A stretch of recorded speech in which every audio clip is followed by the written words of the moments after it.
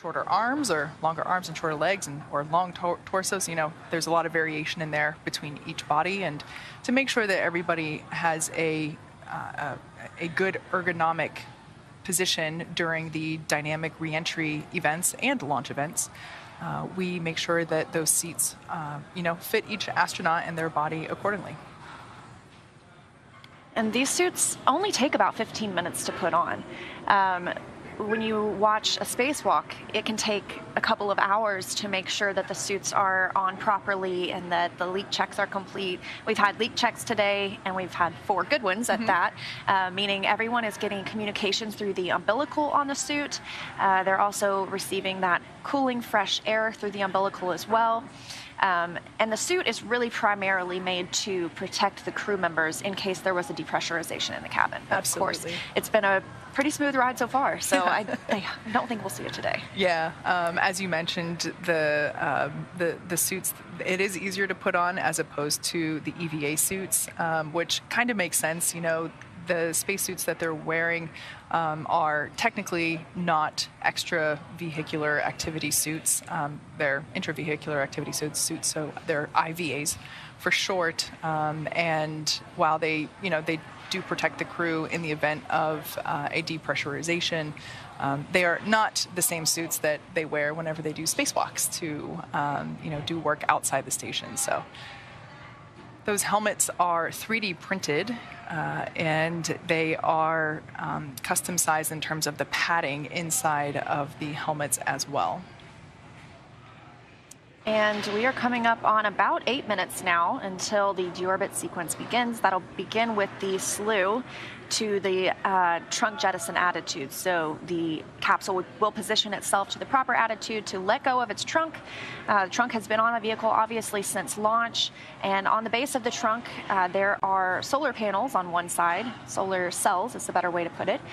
Those help Dragon obviously collect power from the sun, which it in turn uses to power the capsule. So once we let go of the trunk, we have that power that has been stored on the capsule, and we'll use it until we splash down in the water and get our crew members out safely.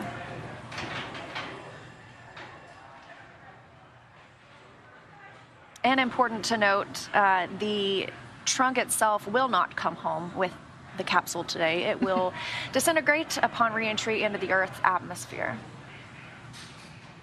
Yeah, as we said before, that heat shield, which is utilized during the atmospheric re-entry, is currently blocked by that trunk. And so we're going to pop that off and expose the heat shield.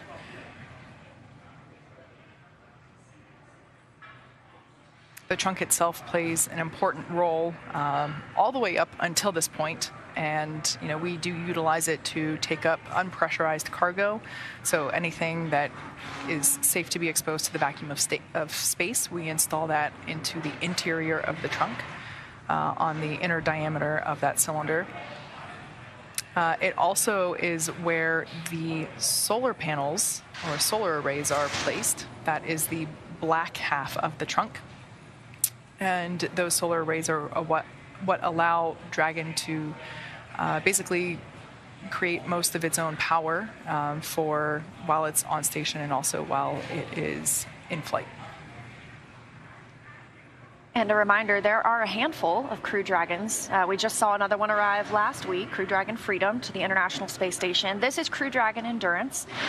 Since the Mercury program, we've allowed the astronauts to name their capsules, and Raja Chari, who is the commander for the spacecraft, said that endurance is a tribute to the tenacity of the human spirit, his quote. So that they are acknowledging the work of the teams of people who have endured to make this spacecraft come together, make this mission come together, and support them safely all through a pandemic. So Crew Dragon Endurance is the one that we have coming home today.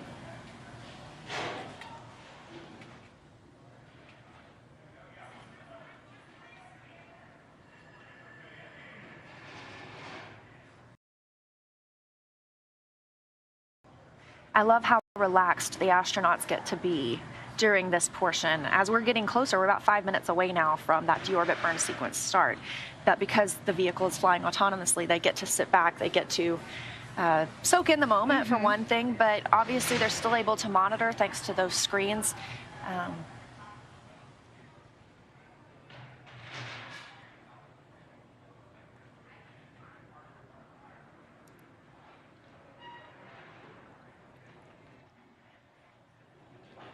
That was SpaceX Core, or Crew Operations and Resource Engineer Sarah Gillis, just letting the crew know that, just like Leah said, we're about 5 minutes away from that event.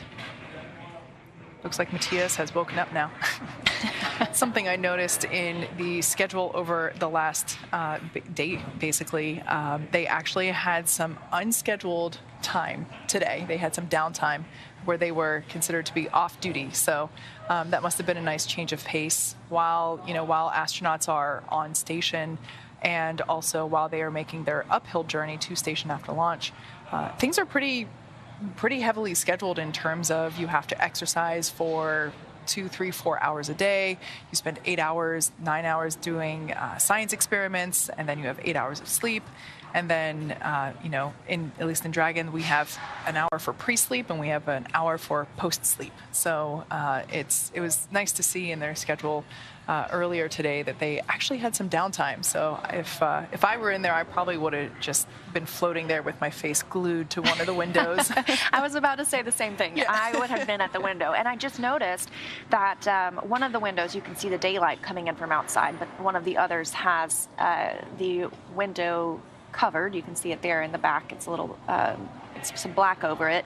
So they have the option when they're trying to sleep to put those window covers up, because at orbital velocity, 17,500 miles per hour, you see a sunrise every 45 minutes. Or a sunrise or a sunset every 45 minutes. So that can mess with your circadian rhythm, and giving them the opportunity just to close the windows can help a little bit when they're trying to get some shut-eye. Yeah, that's definitely helpful with respect to the regulation of their sleeping pattern. So as Leah was saying, you can see there that window on the far right-hand side. We can see daylight coming in, and the one in the center of the screen is the one that has that blackout cover on it.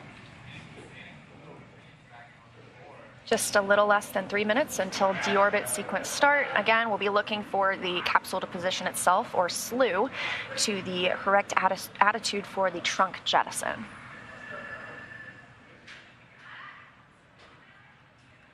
Leah, I have a feeling that if you and I were to fly on a Crew Dragon mission together, we would most likely be fighting over the mission specialist seats, because we would want to be closest to the windows all the time. And that way on an airplane, I don't see myself being any different in a space capsule. Same. But let me know whenever you want to take a space flight together. Yeah, sounds great.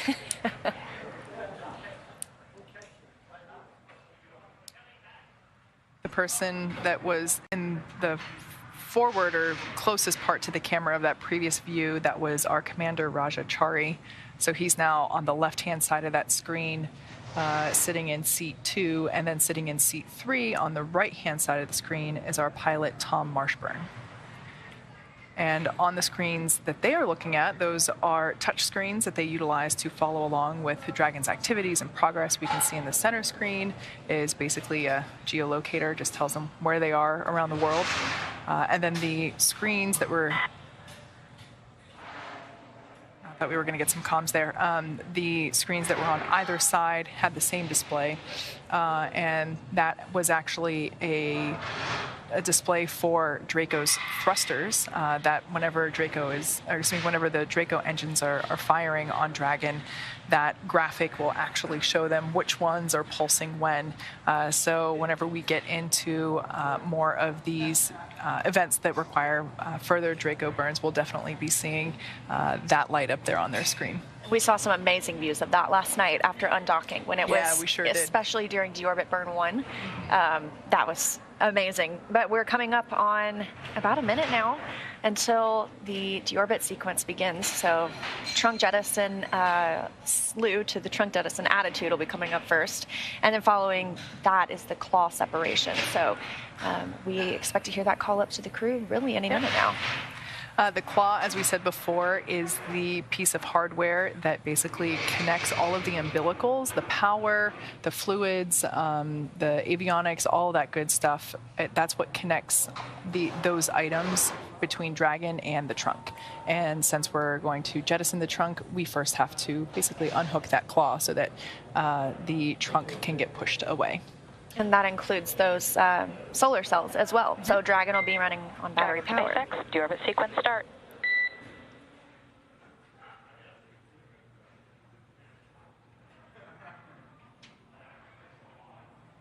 Which are the 4 thrusters located on top of the vehicle. It's the last time that they will ignite.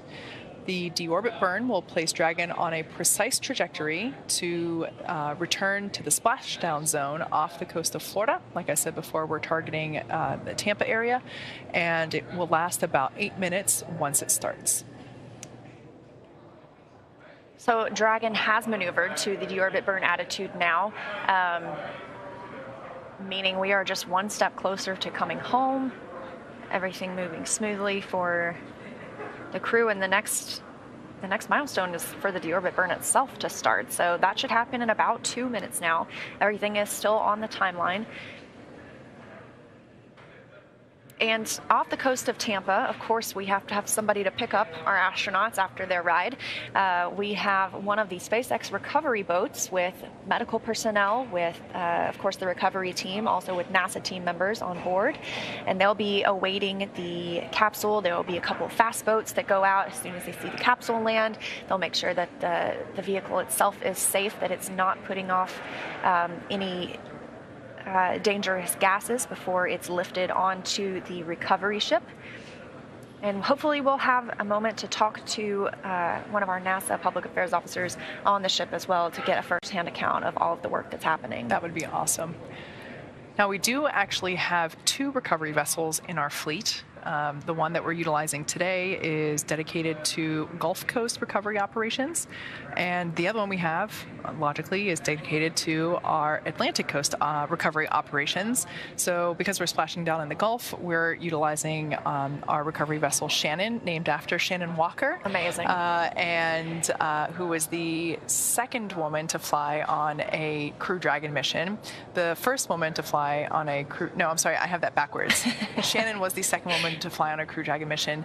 Megan MacArthur was the first woman to fly on a Crew Dragon mission, and she was actually the pilot for Crew-1, I believe it was. I think... No, it was Crew-2, because Shannon, Yes. Wow, it's so difficult to keep everything straight now. Yeah, Shannon was a mission specialist on the Crew-1 mission, and Megan was the pilot for the Crew-2 mission. So we, appreciate their participation in our program, and we've chosen to honor them as the first 2 women to fly on Crew Dragon by naming our recovery vessels after them. And we are coming up on that Deorbit burn. Less than a minute now until the burn starts. Again, that's going to be a less than 8-minute burn. It's a longer one for sure, and that is us committing, saying that we are coming home. That'll help Dragon exit the Earth's orbit, come into the atmosphere, and looks like those thrusters are firing on those screens. Yeah, it looks like we can see some activity there.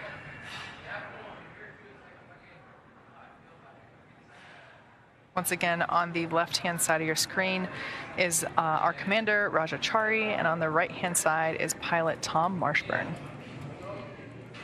And that's a live view of SpaceX Mission Control just behind Leah and myself here at SpaceX headquarters in Hawthorne, California. Teams there are monitoring Dragon. As we said before, it is completely autonomous, so it is flying itself. The computer can do the math and the calculations much faster than a human can, so just from a safety factor, it's much safer. But yeah, so the crew are, safely buckled into their seats, and as this deorbit burn is underway, as Leah said, this commits us to splashdown off the coast of Florida. And again, they're just getting to watch on those screens, making sure everything is going smoothly on their journey home. So they're staying informed, even though they're not having to command any of this at all. About 6.5 minutes left in the burn. Again, it's about a 7-minute, 45-second burn, I believe. Yeah, we heard a quick debrief to the crew just prior to going live with our webcast. And as Leah mentioned, the weather is a key factor in determining where and when we will be able to bring the crew home. In that report, we heard that the wind speeds were only about 3 knots and the wave height was only about a half foot. So once we're able to get live views of the recovery area, it sounds like we're going to have some lovely views, although it is dark, so that we should see relatively calm seas, as far as the light can see anyway. And we also have the WB-57 plane out, hoping to get some early images of Crew Dragon as it enters the Earth's atmosphere. But again, the deorbit burn is underway. Dragon is committed to coming home. And just a quick recap, within the last 10 minutes, we've seen a lot of action. Dragon jettisoned its trunk and initiated the deorbit burn just a few minutes ago. For these operations, NASA and SpaceX closely coordinate with the U.S. Coast Guard. They establish a safety zone to ensure public safety and the safety of those involved in the recovery operations, as well as the crew aboard the returning spacecraft, of course. But multiple notices are issued to the mariners in advance and during recovery operations, and the Coast Guard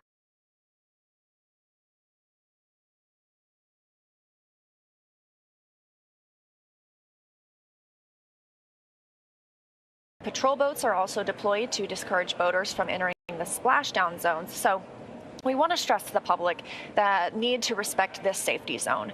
Recovering a spacecraft from the water is a hazardous operation, and any other boats interfering increases the risk to astronauts in the capsule, the teams working to recover them from the water, and the safety of those that come too close. So for the safety of the crew and for your safety, we recommend you sit back and watch as we are bringing you the best possible views of our astronauts' homecoming. It doesn't get better than inside the capsule. Yeah, I would have to agree. On their way home.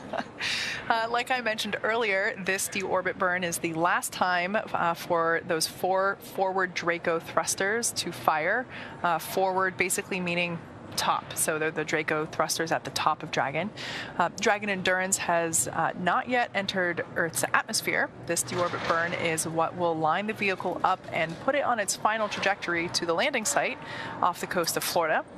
Right now, Raja, Tom, Kayla, and Matthias are using their screens to keep tabs on the burn duration. You can see right there for yourself those Draco thruster firings and the trajectory details like entry angle, capsule perigee, and how much distance remaining until deorbit burn termination.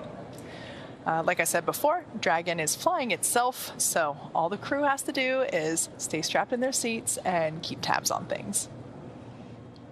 We have about 4 minutes left in the burn. Dragon is committed to coming home, and teams are committed to going to get them soon. So things are going smoothly. Again, a lot of action, not just in the last 10 minutes, but today we've had the crew wake up from their rest period. If they went to sleep, they might have been too excited about coming home to go to sleep. And the crew on the International Space Station has their sleep period right now as well. So they have the opportunity to be asleep, but I think they can watch our broadcast as well, so they might be staying up a little late this time. Now with Raja, Tom, Kayla, and Matthias almost ready to deorbit and splash down back on planet Earth, they'll be heading to one of 7 targeted sites supported by SpaceX and NASA. All of these sites are located off the coast of Florida, either in the Gulf of Mexico or the Atlantic Ocean. Spreading these supported sites across multiple locations helps to maximize the return opportunities for this mission and future crews, lowering the chance that we'll have to wave off due to that pesky bad weather.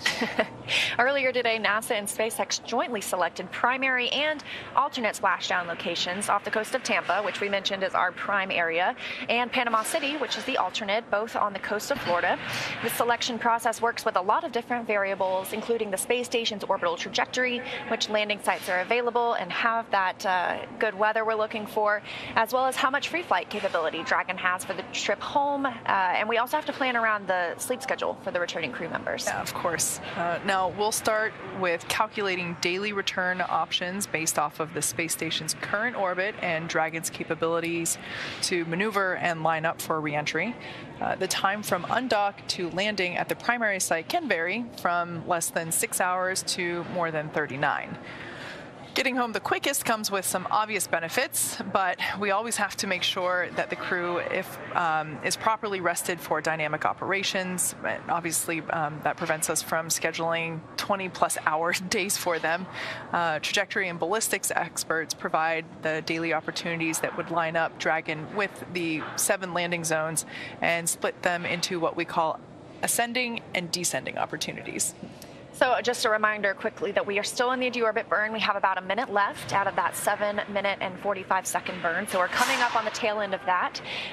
But Dragon uses its Draco thrusters to leave the station and execute a series of altitude lowering maneuvers and to line up with the selected primary site. It can also change to different alternate sites while in free flight. So if we had bad weather move in and we needed to avoid that, it could have changed even after leaving the station. So the weather is something we're constantly looking at. We made that final call to proceed about 2.5 hours before the crew undocks.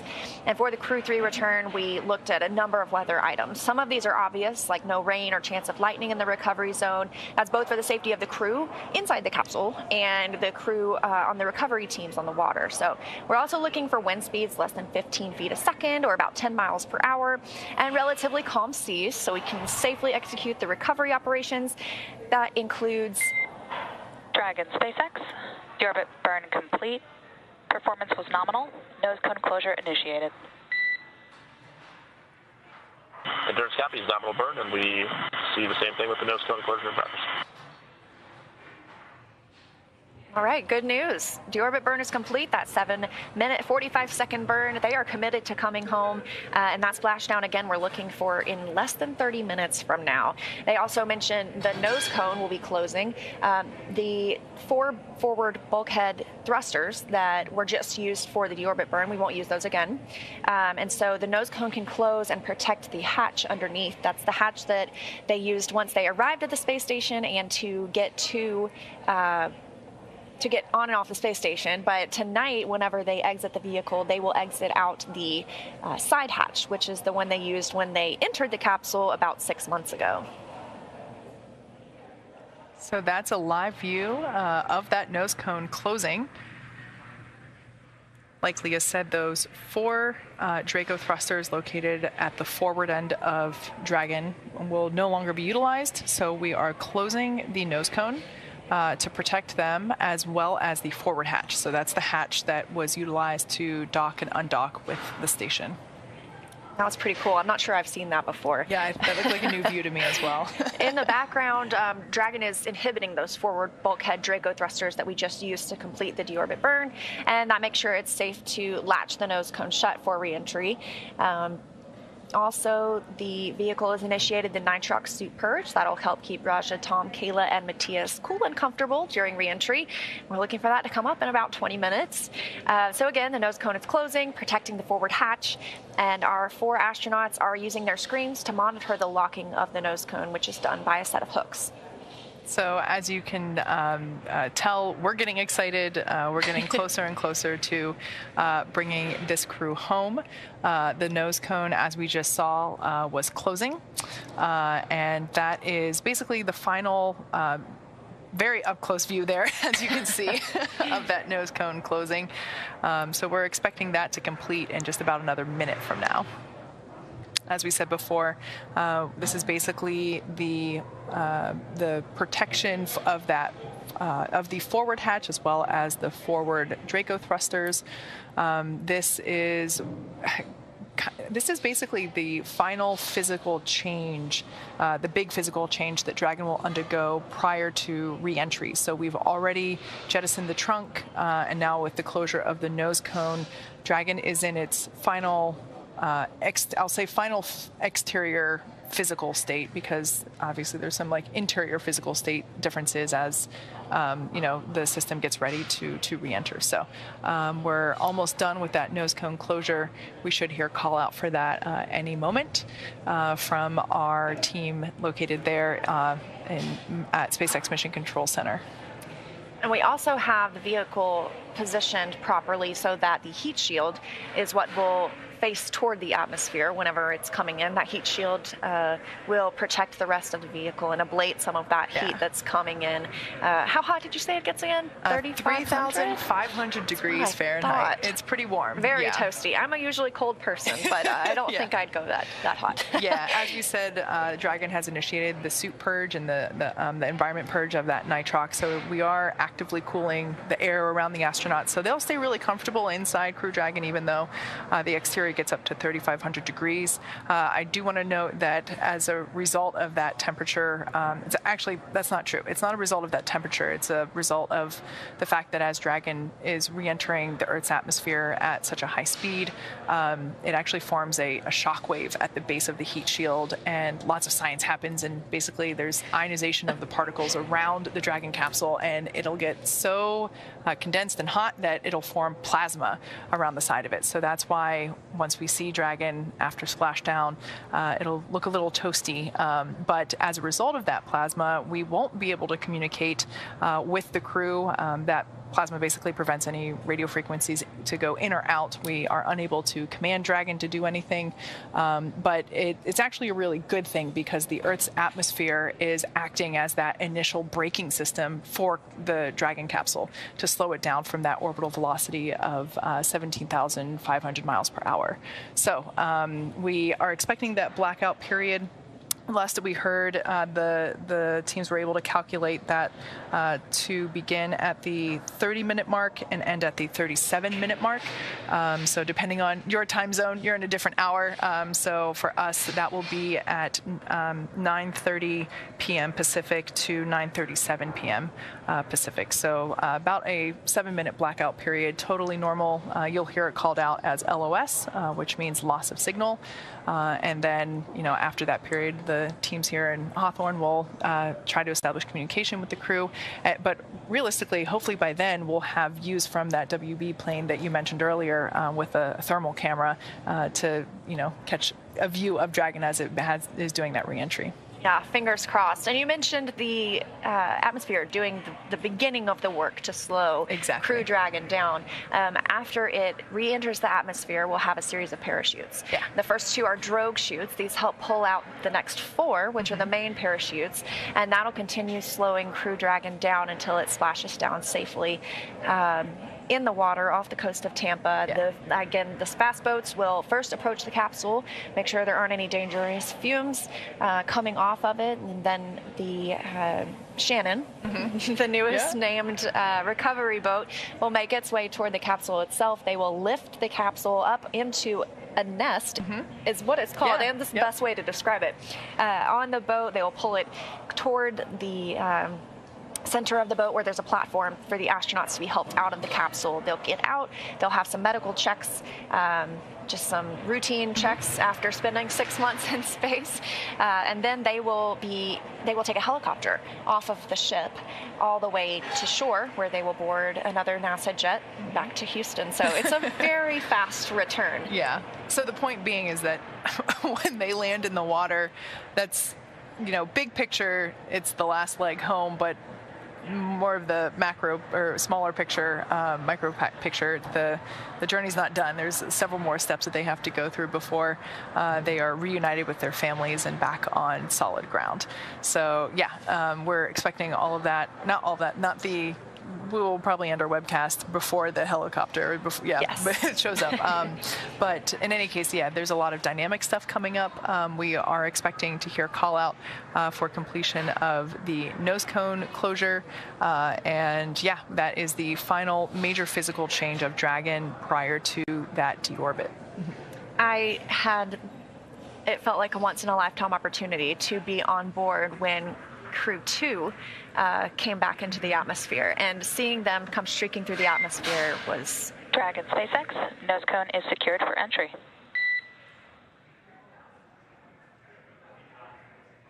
Endurance copies, nose cone closed. All right, so there we heard that call out from SpaceX core Sarah Gillis and forming the crew that nose cone closure is complete.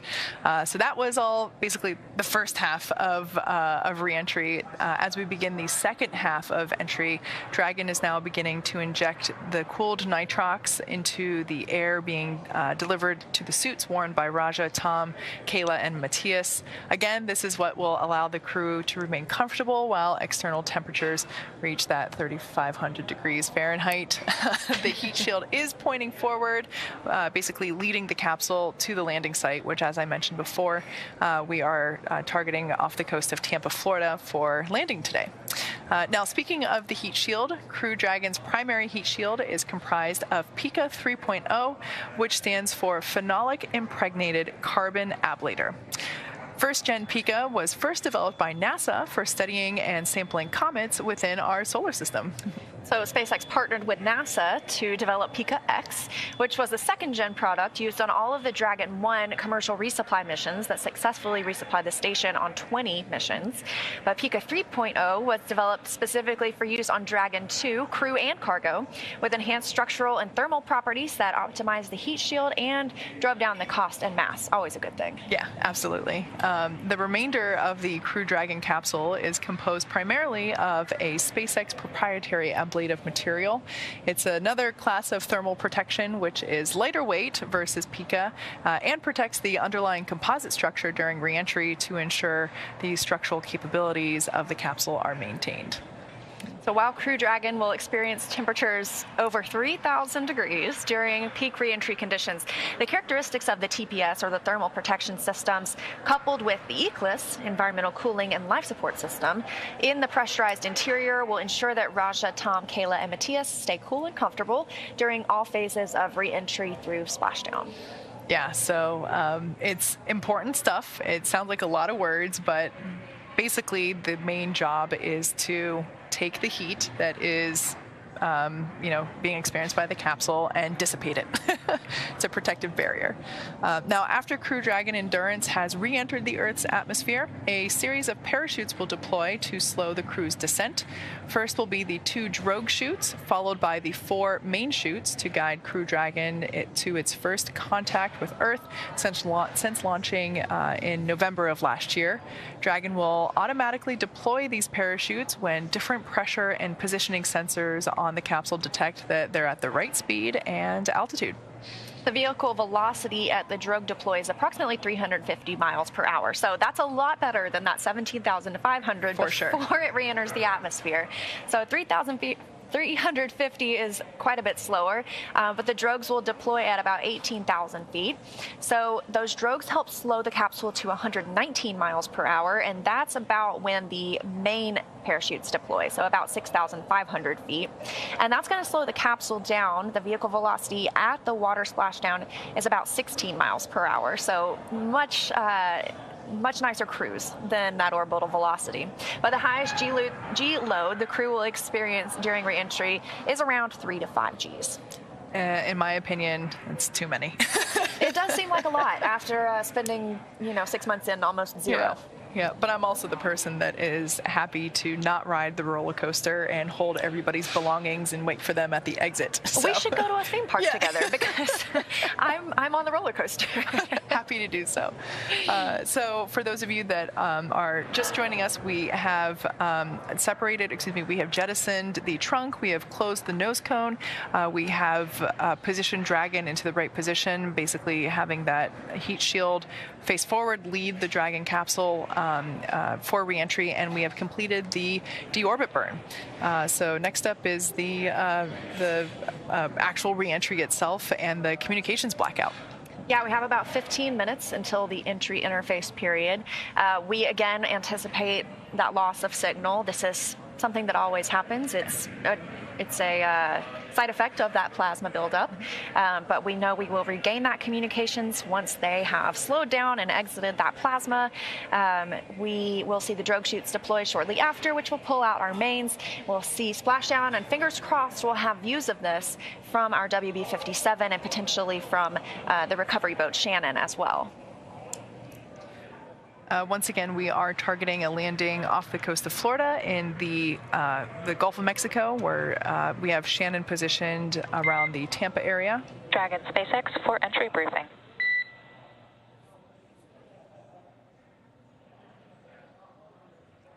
Interns ready to copy entry.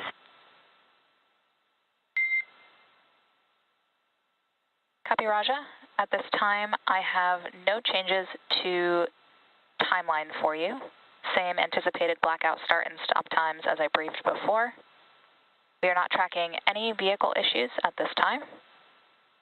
And so far as weather goes, we are still looking great. There is a slight increase in wind speed at 7 knots from what I last reported, but we have calm seas and are ready to get you out of the water. How copy?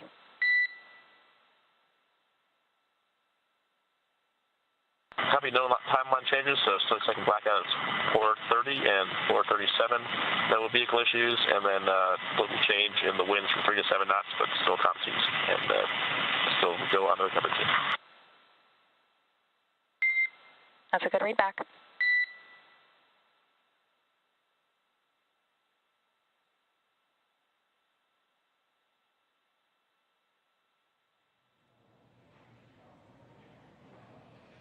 So there on your screen, that was SpaceX core, Sarah Gillis, just letting the crew know that everything is still looking good. No change in the calculated timeline for that loss of signal, or LOS, as you hear it called. You can see on your screen there, the crowd here at SpaceX headquarters is starting to grow slightly as we get closer to that splashdown. It is a little late. The second shift is currently working right now, but I expect to see more people there as we get a little closer to splashdown itself. Yeah, this is some of the most exciting stuff. And we're coming up on some of the most dynamic parts of the mission. So we're coming up on about 12 minutes until entry interface, which means we're around 14 minutes until that comm blackout, and less than 30 minutes now to splashdown. So again, we'll be off the coast of Tampa. And this was determined thanks to careful analysis, not even just yesterday and today, but over the past week or so, teams looking at the weather forecasts and determining the best opportunities for us to target to bring these astronauts home after it's been 175 days for them on the space station, but 177 days for them in space in total. As we said before, we have 7 different possible locations to retrieve the crew from. We down select based on the weather conditions and criteria that have to be met. So as Leah mentioned before, we select a primary and an alternative site, and we are targeting Tampa as that prime spot. But having 7 sites allows greater flexibility to say, okay, so for example, if the Atlantic coast is, if there's a hurricane rolling through, as often does in Florida at certain times of the year, if there's a hurricane that just rolled through, that might mess up weather and sea states on the Atlantic side, but the Gulf side might be super calm. So by having 7 different spots around the panhandle of Florida, it does allow us to make assessments and have better availability for those return opportunities. And of course, these crew members have spent all this time on the space station. They didn't just go up and come home. And so they left behind 7 other people on the space station. Crew-4 arrived about a week ago, and those astronauts took this past week to have a handover period with our Crew-3 astronauts. So Crew-3 is showing them all of the ropes on the space station, everything they need to know, especially for our newbies that are on Crew-4. But currently on the space station, Crew-4 is Chell Lindgren, Bob Hines, Jessica Watkins, and Samantha Cristoforetti. Samantha Cristoforetti is an Italian astronaut. She is from the European Space Agency. And then we also have the Soyuz crew of Roscosmos cosmonauts. That's Sergei Korsakov, Oleg Artemyev, and Denis Matveev. Yeah, it was a little bit of a full house while Crew-3 was still up there. Oh, yes. I could imagine that even with a week to do those handover activities, that it was super busy, right? There's so much science experiments that are being conducted on station. So having time to walk through your replacement, all your lab notes, what you got to do next, how to do this, that kind of thing. And it's just amazing to me that they actually get it all done within a week. Yes. So I'm sure there's, traditions for new astronauts on station as well. So, allowing the celebration for new people to arrive, welcome to space, all those kinds of things, as well as the work part of actually doing a crew handover. I can understand why a full week is needed, because it sounds really busy. Yeah, absolutely. And Crew Dragon is able to bring home some of those science experiments that the teams have worked on. They have polar freezers. And I mentioned I got to go to the Crew-2 splashdown. On our helicopter flight back to land, we had those polar freezers in the helicopter with us. So it's a really quick return, not only just for the astronauts, but also for that science back to the researchers here on the ground so they can analyze the work that's been done. And it was pretty amazing. I was like, oh my goodness, this was in space a few hours ago, and this is what the astronauts have been working on all this time. So I love that we prioritize not just their safe return, but also the safe return of this research that's been done for the betterment of us all. At this point in time, we're about 10 minutes away from the anticipated loss of signal. That entry will begin just a minute later at 9:31 p.m. Pacific time. We expect to get that signal back at 9:37 p.m. Pacific, so just a brief period of lack of communication. As I said before, that's due to the re-entry of the capsule through the Earth's atmosphere. It's actually doing us a favor by the heat shield doing its job of braking, not BREAK, but BRAK. Basically allowing the capsule to slow down by using the Earth's atmosphere as that initial braking process. It really helps us to not have to build bigger, heavier parachutes, which in space everything is about weight, is about mass, and so the atmosphere is doing us a favor. Unfortunately, it does mean that, as you said very well before, the side effect is that loss of signal, because as the air is basically densifying because of the shock wave that's forming underneath the heat shield, that plasma builds up on the side. The exterior gets to 3,500 degrees Fahrenheit, and unfortunately we're unable to send any communications in or out of the capsule, but I believe we should have views of, at least thermal views of the capsule prior to that AOS or acquisition of signal. At least that's how it's kind of happened in the past. We get to see them, and then we'll hear the core call out to the crew to reestablish that communication. And even though we won't have signal from Dragon, it's still doing its job. This is a fully autonomous vehicle. It doesn't require commands from the ground at that time, and it doesn't require any commands from the astronauts at that time either, though they're still able to monitor the performance of the vehicle. So it should only be, like you mentioned, about 6 or 7 minutes that we don't have comms with them. But it's amazing too. The vehicle's coming through so fast that if you're nearby, you can hear 2 sonic booms once it enters the atmosphere. So they're making their grand re-entry and arrival. That must have been so cool to see. It is genuinely one of the things I will never forget. Awesome. It was amazing. That's very cool. So we are about 7 minutes away from that anticipated loss of signal. You mentioned before, Dragon is flying itself. It's completely autonomous. And realistically speaking, there shouldn't be much that Dragon has to do during that reentry anyway, because it's really that deorbit burn that puts it on that precise trajectory to the designated landing spot. So as we saw several minutes ago at this point, the 4 forward Draco thrusters were firing at very specific. It wasn't just all 4 of them firing all at once all the time. There were some more impulse type burns, and that's really Dragon calculating for itself exactly what it needs to do. And at the completion of that deorbit burn, it was on that precise trajectory. So we're excited to bring the crew home. Like we said before, they're going from 17,500 miles per hour. That's their rough orbital velocity. The atmosphere will slow them down to about 350 miles per hour. That's when our drogue parachutes will deploy. At that point, they'll be at about 18,000 feet above the ocean surface. And then the drogue parachutes will continue to significantly slow the vehicle down. At the 6,000 feet altitude, the main parachutes will deploy. We've got 4 of those. Those are the super iconic orange and white parachutes that everybody loves to see. And what's really incredible is that the drogue parachutes do so much work during that initial phase between 18,000 feet and 6,000 feet that we don't. If we didn't have the drogue parachutes, those main parachutes would have to be much bigger in order to slow the vehicle down enough to make a soft landing. They're only going about 10-15 miles per hour whenever they make contact with the ocean surface. Those drogues are small but mighty. Yes. So again, we're standing by for the beginning of entry interface. That will kick off the rest of the deorbit procedures until we have splashdown.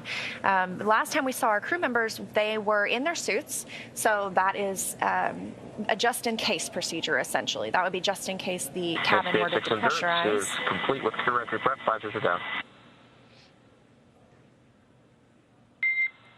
Copy, Raja. Tablets secure, restraints are down, and visors are closed. Additionally, can you confirm that your satchel is fully zipped?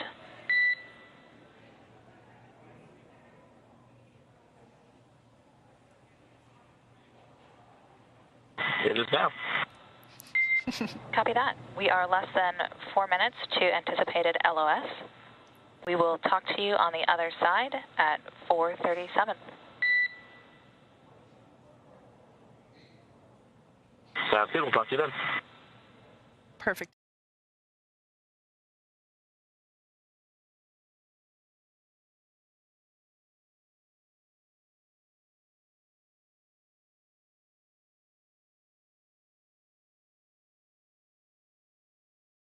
Re-entry, that would of course be that was a great call out by the Corps, Sarah Gillis. It sounded like they were able to see via one of the interior camera views that his satchel was not completely zippered, so I loved that little reminder. Yeah, they made sure that the cabin is configured for re-entry. So that means everything is stowed. They would have done that a little while ago before they got in their seats and strapped up and connected their umbilicals. But don't want a lot flying around in the cabin while they are re-entering. So everything is secured. That includes the tablets that they use to review procedures. But they can still see the status of the vehicle via those 3 screens in the middle. So we are getting closer. She mentioned just a few minutes until we have communications blackout. And we expect to hear from them again in about 10 minutes. Yeah. Now, you said before that they're going to experience about 3 to 5 Gs during this re-entry period. So if you've been on a roller coaster, you can imagine it's like that point where after you initially go up and that drop whenever you come back down, it's that feeling that they're going to have for a few minutes, I should say. Yeah, and when they get back, of course, like we mentioned, they're going to have those routine medical checks. So these are recovery. These are medical checks that we do as well with astronauts who fly on a Soyuz vehicle. Of course, those are not taking place on a ship. Those are in the steppes of Kazakhstan. They will set up a medical tent and evaluate the crew members and sometimes do scientific research when it comes to things like balance. And so they'll do some of the same things here. They'll make sure the crew is feeling good before they take them, put them on the helicopter, and send them back to land. Makes sense. After they splash down and are recovered from the water, we'll see them lifted onto that recovery vessel, Shannon. And once the side hatch is opened, we'll actually see the flight surgeon. That person will be the first person to pop their head in and just do a quick verbal thumbs up with all 4 crew members as an initial gauge on how they're feeling. And based on previous returns and, the way that this one's shaping up, hoping to see 4 thumbs up there. But for the most part, between now and then, Raja, Tom, Kayla, and Matthias are mostly just going to be monitoring where things are in terms of the return process and where we fall in that. And I just want to give another safety reminder. I know that it's nighttime and there probably aren't too many people boating too far off the coast of Florida, but they are splashing down off the coast of Tampa. That's our prime site today based on the weather. And we have our recovery boats out there, or the SpaceX recovery ships, ready to bring them home. This is something that we have coordinated with the U.S. Coast Guard. We also have their patrol boats in the area. So it's all for the safety of not just the crew who have spent 6 months in space, but also the recovery teams and also any civilians or boaters that might be nearby to stay away from the capsule, stay away from the area, and respect the Coast Guard's patrol boats. That way you can watch here, and we promise we will give you the best views and all the latest information. Yeah, I'm looking at range status right now. There's a couple of law enforcement vessels out there, not too many casual, so that's good news. But yeah, so right now we are expecting that entry interface to begin soon. We are actually, it's now at the 30-minute mark, so we should be hearing the call out for LOS, loss of signal, which is expected to last until the 37-minute mark. So we're now at 9:30 p.m. Pacific time, expecting that blackout period to last until 9:37 p.m. Pacific time. You can see the crowd growing outside of SpaceX Mission Control here in Hawthorne. Everyone watching as we get closer and closer to the main event, which will be splashdown. And these teams here are monitoring the status of the vehicle as well, but again, they don't have to send commands right now. The vehicle knows exactly what to do. It's fully autonomous. So everyone is simply monitoring this. We also have teams in Mission Control Houston at Johnson Space Center who are monitoring the mission, as well as they are 24/7 monitoring the status of the space station itself.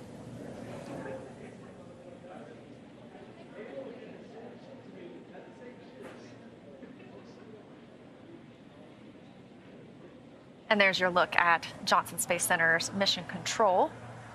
All of those team members monitoring the systems aboard the International Space Station, not Crew Dragon itself, but they are still keeping tabs on the mission.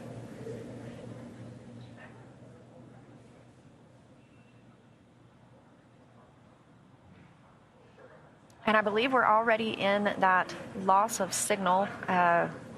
Entry interface has begun, so we'll be expecting to hear back from the crew in a few minutes. Yeah, at this point, we are entering that communications blackout period, which lasts approximately 6 minutes due to plasma formation around the spacecraft. During this time, no vehicle telemetry is received by Mission Control or the recovery team, and no external commanding of the vehicle or voice communication is possible. But, of course, Dragon is designed to fly itself during re-entry. The vehicle will be slowing down from an orbital velocity of approximately 17,500 miles per hour. The top temperature that Dragon will experience upon reentry is 3,500 degrees Fahrenheit. And yeah, as I said before, we're expecting that blackout to last for about 6 or 7 minutes, concluding at 9:37 p.m. Pacific time. Right now, our Crew-3 crew, I almost said Crew-4. I'm getting confused. My brain's still getting confused with all of the crews that we have in space right now. So the Crew-3 crew are in their seats. Their visors are down, and they are continuing to monitor their screens there to see, what their trajectory is and basically what altitude they're at. And by doing so, they're able to prepare for the various events, so they know at roughly what time the drogue parachutes will deploy. That, of course, is a slight change in feeling in terms of what they're experiencing within their seats. So being able to basically brace for that, important to know how high they are. We are expecting those drogues to deploy at about 18,000 feet. And we're about halfway through the entry interface period, so about 3 more minutes until we expect to acquire signal from Crew Dragon again. Those drogues will slow the vehicle down to about 350 miles per hour. And hopefully sometime soon, as the capsule slows, we'll start to get views from the WB-57 that's in the area, as well as potentially from the recovery ship itself.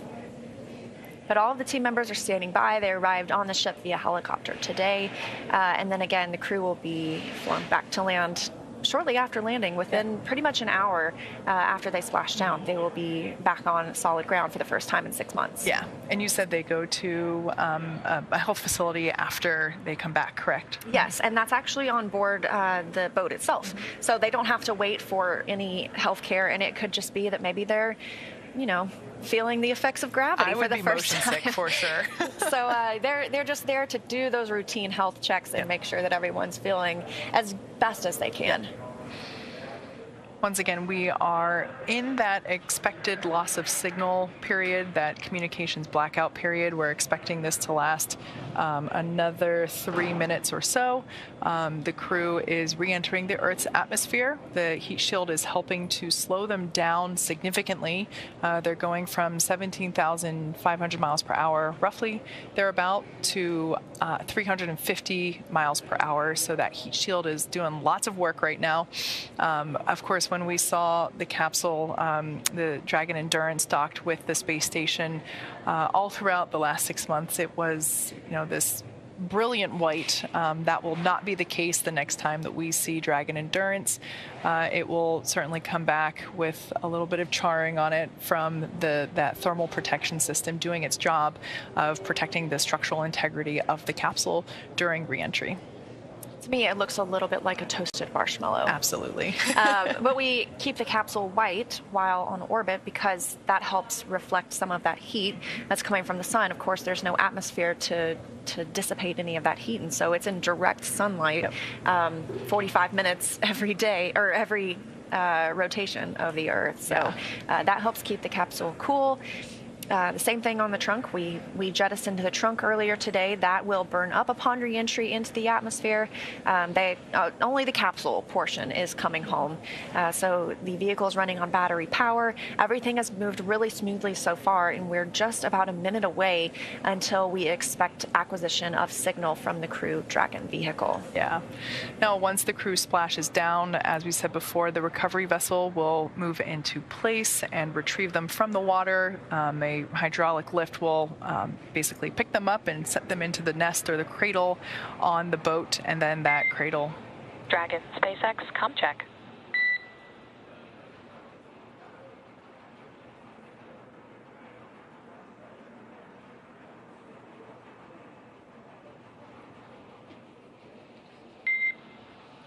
Dragon, SpaceX, com check.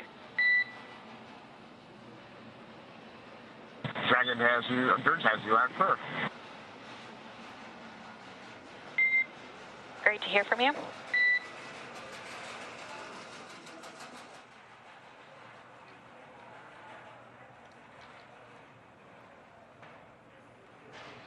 So as you just heard, we had confirmation from Commander Raja Chari. And Dragon, SpaceX, expect automated chute deployment. Endurance copy is expecting automated chute deployment for the sound of GPS reacquisition. We see the same. Expect deployment at standard altitude. Endurance copy. So there's our first view of Dragon Endurance making its re-entry to planet Earth. 6 months in space, and this is the first time that these crew members have been in Earth's atmosphere in that time. As you just heard, we're standing by for drogue parachute deploy, so those 2 drogue chutes. The crew members will probably feel a little bit of a jolt as those deploy, but that's why they are strapped into their seats safely, those custom fitted seats. And after the drogues deploy, it'll slow the capsule to about 350 miles per hour before we see the 4 main parachutes deploy and slow it down to about 15 at the point it'll splash down in the ocean off the coast of Tampa. Yeah, now right now, or it may have already happened, the seats that the crew members are in actually automatically rotate 26 degrees in order to keep the crew within the acceptable G limits for entry and landing. As I mentioned before, if we didn't have these drogue chutes, which they deploy around 18,000 feet, so we're expecting to see those pop out any moment, without those drogue chutes, we would have to make... Dragon, SpaceX, brace for drogue window.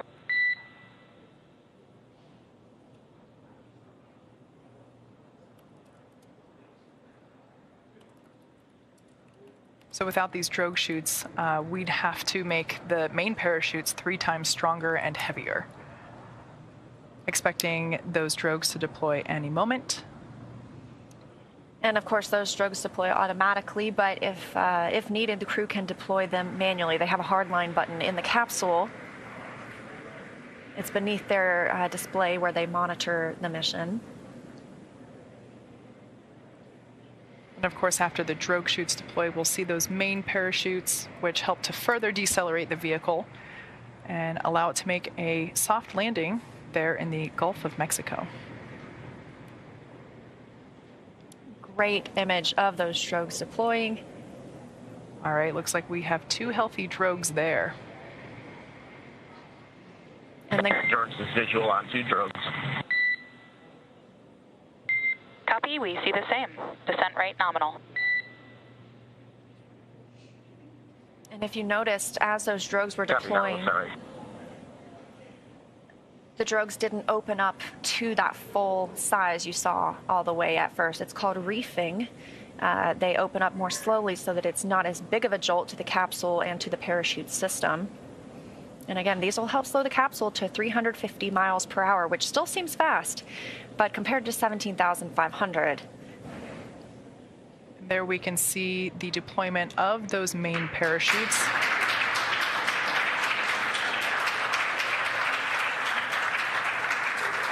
The vehicle's velocity is about 119 miles per hour. Yeah, in SpaceX Dragon, we see 4 chutes, and we could distinctly feel the 2 disc reefs. It looks like final descent rates. Yeah, that reefing action that you just mentioned playing out right in front of us. And Raja, we see the same. Excellent views here. 4 main parachutes. These are the last big physical change we'll see for Dragon as it continues its descent. It will slow the capsule down to about 15 miles per hour before splashing down. And teams are in position. They're moving their way closer to where the Dragon will splash down. Again, we'll have some fast boats that will approach the capsule first, ensure it's safe for the recovery ship to approach. And within an hour of these crew members splashing down on Earth, we expect to see them getting out of the capsule. Copy 800.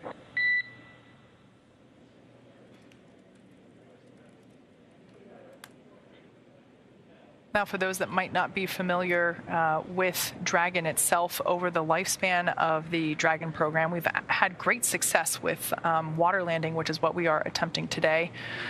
We've had with 25 successful splashdowns, and they're... Copy 600. We do that water landing because it's simpler, therefore more reliable, provides more margin against unlikely parachute issues.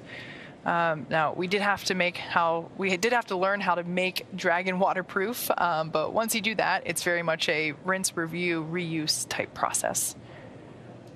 And splashing down is not necessarily a new technique. 400 meters. Copy 400. 400 meters, so getting closer and closer back to planet Earth. But splashing down is also how the Apollo astronauts returned to Earth. Absolutely. So this capsule is not dissimilar to this design works very well, I should say. The capsule design when it comes to ablating heat as well as protecting crew members. And a very smooth ride home so far for our astronauts. 200 meters bracing. Copy 200 and bracing.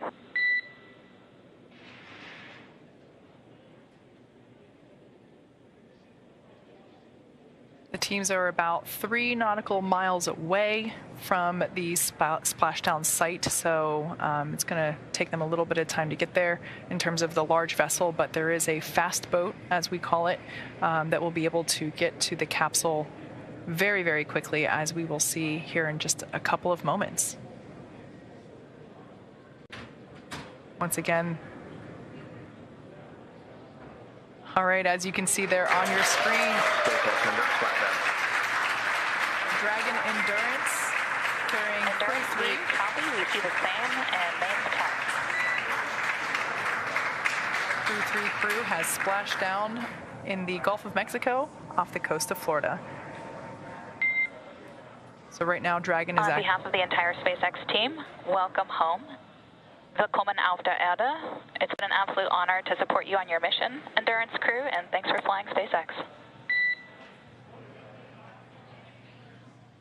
Thanks, Sarah. We're glad to be back. Thanks for letting us take Endurance on its shakedown cruise. Looking forward to watching many more flights of Endurance in the future. That was a great ride, and enjoyed working with the NASA and SpaceX team. Thanks for getting us to the space station and back safely. Appreciate the words, Raja. As you can see on your screen, we have that visual confirmation and verbal confirmation for splashdown of the Dragon spacecraft. Dragon Endurance has returned home, and NASA astronauts Raja, Tom, Kayla, and Matthias are back on Earth after a 23.5-hour return journey from space. Now, as I mentioned before, the SpaceX recovery ship and team has been waiting for Dragon's splashdown, and they will now make their way to the splashdown location. And that splashdown came at 9:40. SpaceX Endurance feels like we're in stable 1. Copy that, and we see the same. Copy, and confirm we're go then 2Bravo.2 to raise advisors.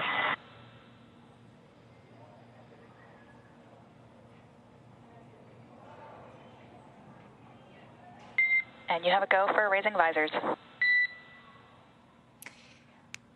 Copy, thanks. Again, splashdown coming at 9:43 p.m. Pacific time. That's 12:43 a.m. on May the 6th in Eastern time, where the crew has splashed down. Stable 1, which you just heard the core call to the crew, means that the vehicle is upright. They've received the go to raise their visors, and they're now waiting for those boats to approach and help pull the capsule up to the recovery ship once it arrives. So the teams have been ready and waiting. They're about 3 nautical miles away, so it takes around 30 minutes to make their way to Raja, Tom, Kayla, and Matthias inside Dragon. Now, right after splashdown, Dragon actually cuts its parachute lines. That's to make sure that the Dragon capsule isn't pulled in the water if there is a little bit of wind, if the parachutes were to pick up some of that wind. So Dragon immediately cut those parachute lines. The teams will attempt to recover them from the water. The other thing that Dragon does is it intakes a tiny bit of that ocean water intentionally to help stabilize the capsule. So there's a couple of pumps at the bottom that basically flow a tiny bit of that ocean water into designated balloons, basically, to help stabilize the capsule. That allows for the recovery team to make a safer recovery, and also allows the crew to bob around a little bit less while they're in the water waiting. But we can see there that the seas are really fair. As we heard a little while ago, the last reading that we had were half-foot waves, and that looks to be relatively true now. Yes, I don't know if you could ask for better weather. Just to look ahead at some of the things that are coming. Dragon SpaceX, comm check over the boat link. Endurance has you loud and clear. Copy comm. Looking ahead, after the splashdown, Mission Control Hawthorne can give the go for safe approach, and then the approach boats that we've talked about will begin inspections. They're checking for hypergalls, which are those noxious fumes that can come off the vehicle. After those ordnance and hypergall checks are complete, we will see Dragon be rigged up, which means it'll be ready for pickup once the recovery ship arrives. So that usually happens again about 30 minutes after splashdown, and then they'll begin to lift Dragon onto the deck. That takes just a couple of minutes, and once they have lifted Dragon into the nest and pulled it toward the recovery platform, we will see the hatch open and our Crew-3 astronauts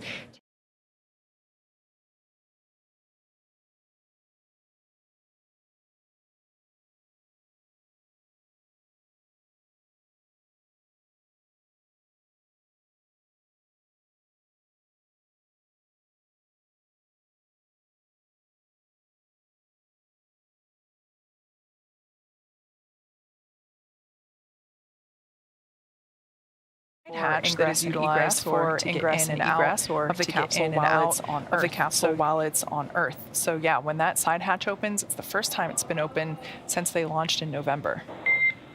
Dragon SpaceX, we are go for recovery personnel to approach. You can expect personnel alongside in approximately 1 minute. Endurance copy is expecting personnel alongside in about a minute. All right, those fast boats have gotten the go to move toward the vehicle. Yeah, so we're now excitedly awaiting the recovery of our Dragon spacecraft with NASA astronauts Raja, Tom, Kayla, and Matthias inside. Dragon has already autonomously completed several steps to safe itself following splashdown. As you can see there, it is patiently waiting in the water for that recovery team. Now, for those of you just joining us, the mission has gone really smoothly so far. Dragon successfully splashed down in the Gulf of Mexico off the coast of Tampa just a little bit ago. And as you just heard, we got the okay from the teams to begin the approach. Yes, that splashdown coming at 9:43 p.m. Pacific. But approximately 23 and a half hours ago, Dragon autonomously undocked from the space station. And a good look there at those fast boats. Dragon SpaceX, request permission to come on board via display camera view only. Yep, you guys are welcome on board. Copy that, and work. Now the crew right now are still in their seats. This is similar to when you arrive on an airplane. You have landed on the tarmac, but you're not at the gate yet. You don't want to take off those seatbelts just yet. So they are allowing the teams here in Hawthorne to take a look inside the vehicle as these fast boats approach. But just a look back at yesterday, we saw them undock from the space station and complete a series of departure burns. They jettisoned the trunk. SpaceX Endurance, we've got tally on recovery lights. And only one complaint is these water bottles are super heavy. Copy that, Raja. We'll work on it. Raj, of course, making a gravity joke there. Yeah, for the first time in 6 months, everything has a little more weight to it now that they're back in 1G on Earth. But today we saw them jettison that trunk section and perform the final burn, that deorbit burn, very shortly ago to place them on the trajectory we had them toward the Gulf of Mexico. They successfully re-entered the Earth's atmosphere, made it through that entry interface, which we had that loss of comm as we expected, and then regained shortly after. And then the deployment of the parachute, which slowed the spacecraft down to a gentle splashdown. We had amazing views of that tonight.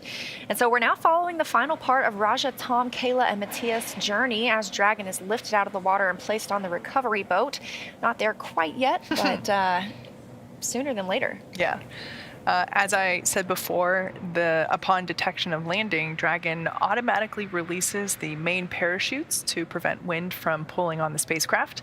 Dragon then autonomously safes any pyrotechnics that are still present on the vehicle and may automatically perform additional minor system reconfigurations. As Leah mentioned, the astronauts remain seated in their seats and they keep their suits on, but the onboard air conditioning keeps the temperatures in check inside the spacecraft, nice and cool, and the communication systems on board remain powered so the crew can continue to communicate and make funny jokes. And of course, this is a view inside the capsule. So you can see Raja there on the left has taken off his gloves, still has his suits on, and has been able to raise his visor.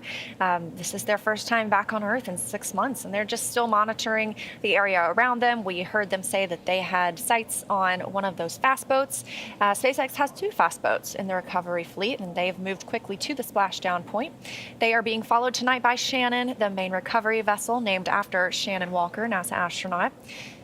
And that will move into the position upwind of the spacecraft. So here's a good picture of those 2 fast boats. They both have very specific roles. The first approach is focused on immediate safety inspection of the capsule integrity and checking for any presence of those hypergolic propellant vapors, making sure it's safe for Shannon the recovery boat to approach the Dragon spacecraft. So once the capsule is cleared for full approach, the team begins rigging the capsule for water recovery by the recovery ship. Meanwhile, the second fast boat, which you can see in the background, is responsible for parachute recovery, and it also serves as a redundant boat to the first. We love having a backup for everything. And we'll also see a team member on a jet ski helping to gather up the now detached parachutes. As we said, the recovery vessel Shannon, it's making its way. It's not as fast as the fast boats. But what the folks are doing there on the fast boat, whenever they do the initial approach, they actually perform tests to make sure that the hypergolic propellants, the vapors from those propellants, are not present. So the monomethyl hydrazine and the nitrogen tetroxide, MMH and NTO, are toxic if you breathe them in. And so the crew, the first thing they do when they arrive, they are wearing safety gear so that they are not breathing anything, and they have a device that is performing checks to see if any of those hypergolic vapors are present. When they get the all clear, then they're able to further, the recovery process. It'll take a little over 10 minutes for the recovery crew to complete those safety checks. Once complete, the team will begin preparing Dragon to be lifted into the recovery vessel. As part of the preparation for this lift, one member of the recovery team will actually climb on top of the capsule so that they can attach Dragon's hoist rings and connect the lifting rings. That's always really fun to see. I promise you the amount of training that individual goes through is quite extensive. Oh, wow, that's a great view. Not thermal this time. Beautiful colors there with the various lights that we have going on. You have a better view. The individual that is actually on Dragon capsule now, that's the person I was just talking about, that will be attaching Dragon's hoist rings and connect the lifting lines. So it'll take us less than an hour to raise Dragon to the recovery boat and remove the crew from the spacecraft. As Leah mentioned before, there's very standard medical checkouts. The crew will return to land within 4 hours by helicopter. If no additional medical assistance is needed, the crew will board a waiting NASA plane and depart for Houston. Now, for Matthias, the European Space Agency has a plane that will take him to Europe. So he really has a much further journey to get home. Those European flights are a little bit longer. Yeah. Once again, that's a live view inside Dragon Endurance. Dragon SpaceX, hypergolf sweeps and unfired ordnance checks were nominal. Rigging is in progress. Approximately 7 minutes until capsule lift. Stand by for a PMC with the SpaceX flight surgeon. And Dragon copies, checks are complete in about 7 minutes to lift, and stand by for PMC.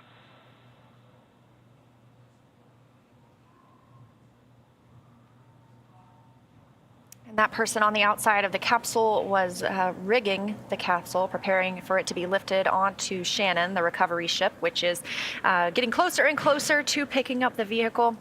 We do have a NASA Public Affairs officer from Johnson Space Center in Houston, Texas, that's on the ship tonight as well. Dragon, the next call will be on Dragon to ground private with the surgeon.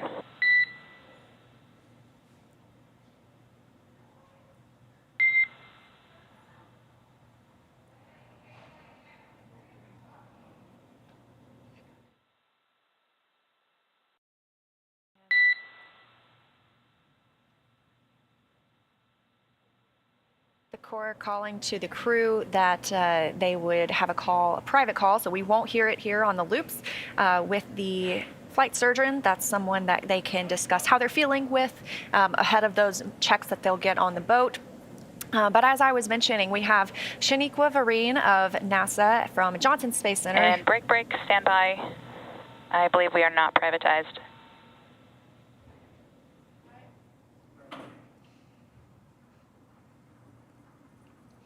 And again, they want to make sure they privatize those loops. It's like going to the doctor's office. It's not necessarily everybody's business. So we have Shaniqua Vareen of NASA from Johnson Space Center on the recovery vessel tonight.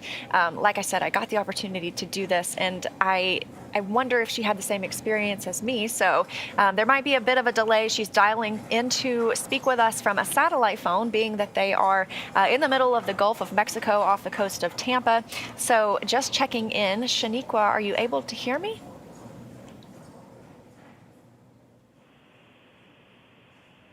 I can hear you, Leah. Hi, how are you guys today? We are fantastic, and thank you so much for joining us today.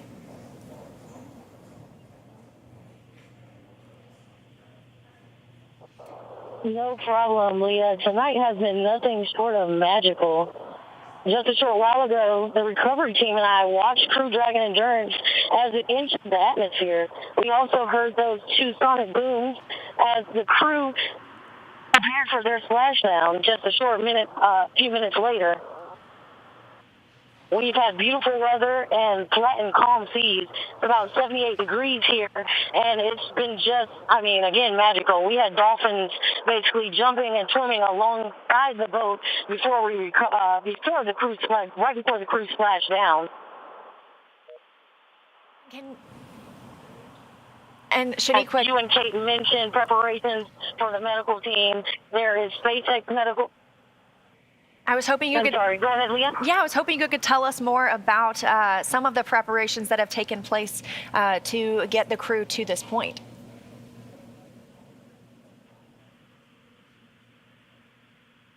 Yes, so preparations have been pretty much going on all day.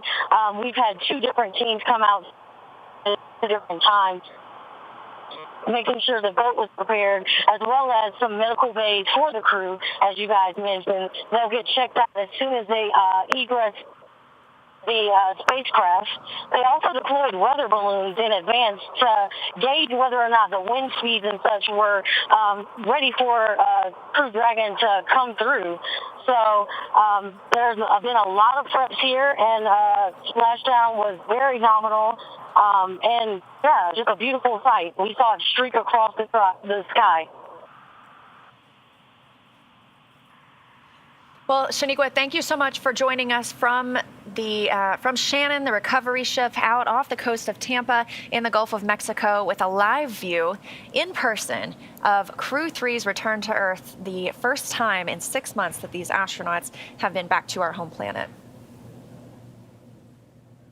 It must have been so cool to be able to hear the double sonic boom from re-entry and to just see it streaking through the sky. Now, being on board, Shannon, she was about 3 nautical miles away from the splashdown site, and it sounds far, but it's not. No, and at nighttime, I know it's a little more difficult for depth perception. Well, that and for the crew on the ship itself to be able to see the parachutes. I wasn't able to see them whenever they were coming down. That so makes sense. You definitely get a special view here on the webcast because we have those thermal cameras that can pick up on the vehicle even though it's dark outside. And again, we have had those fast boats approach the vehicle. We're now waiting for Shannon, the recovery ship, to make its way closer to the vehicle.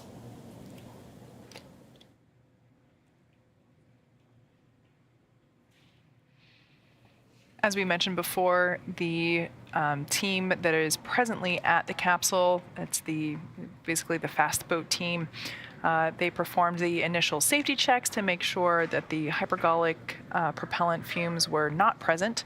And once we got the all clear on there, the individual that is specially trained, extensively trained, I should say, to actually climb on top of the Dragon capsule and attach all of the harnessing and rigging necessary to hoist Dragon up onto the deck of the recovery vessel. That's all underway at the moment, and Shannon is making her way closer and closer to the splashdown site. And this is a live view inside the capsule as our 4 astronauts are awaiting their final pickup for the night. And again, they'll egress or exit that side hatch. It's directly in front, if you can see from this view, down toward the bottom of the screen. The last time they used this hatch was 6 months ago when they boarded Crew Dragon for ascent toward the International Space Station. It was a smooth ride for Dragon tonight. We saw the capsule claw separate, meaning the umbilicals were detached and Dragon was operating on battery power. And this happened before the trunk was jettisoned, that trunk that has the solar cells on board. That trunk burns up upon re-entry into the atmosphere. Meanwhile, the Crew Dragon uses its heat shield to ablate some of that heat, that up to 3,500 degrees Fahrenheit that it experiences upon re-entry into the Earth's atmosphere. We saw 2 successful drogue parachutes deploy, slowing the vehicle to about 350 miles per hour. And then those drogues pulling out 4 full main parachutes. Those, as you mentioned, iconic orange and white parachutes, hard to miss. And those slowed the capsule about 15 miles per hour until it splashed down safely. Since then, again, we've had these fast boats approaching. They have checked the capsule for hypergolic fuels to make sure it's safe for the recovery vessel to approach. And they're also collecting the parachutes that were cut from the vehicle after it splashed down to keep it from being pulled by any wind or wave forces. And we also saw, as you mentioned, somebody very specially and highly trained rigging the capsule or preparing it to be picked up by the recovery vessel once it arrives. We also heard that the crew were going to do the initial check-in with the flight surgeon. That is, just part of the standard operating procedure for post-splashdown, just verbal call privatized with the flight surgeon. That's what's either underway now or wrapping up. That's why we don't hear anything on the nets at the moment. After the recovery vessel gets close, all the attachments and the harnessing that we've put on top of the capsule, that will all be attached to the recovery vessel, and the hydraulic lift will lift it out of the water and into the cradle or the nest, which we will hopefully get a view of soon once we're able to bring you footage back from Shannon. Dragon SpaceX for awareness for approximately 3 minutes until capsule lift. Wow, great news there.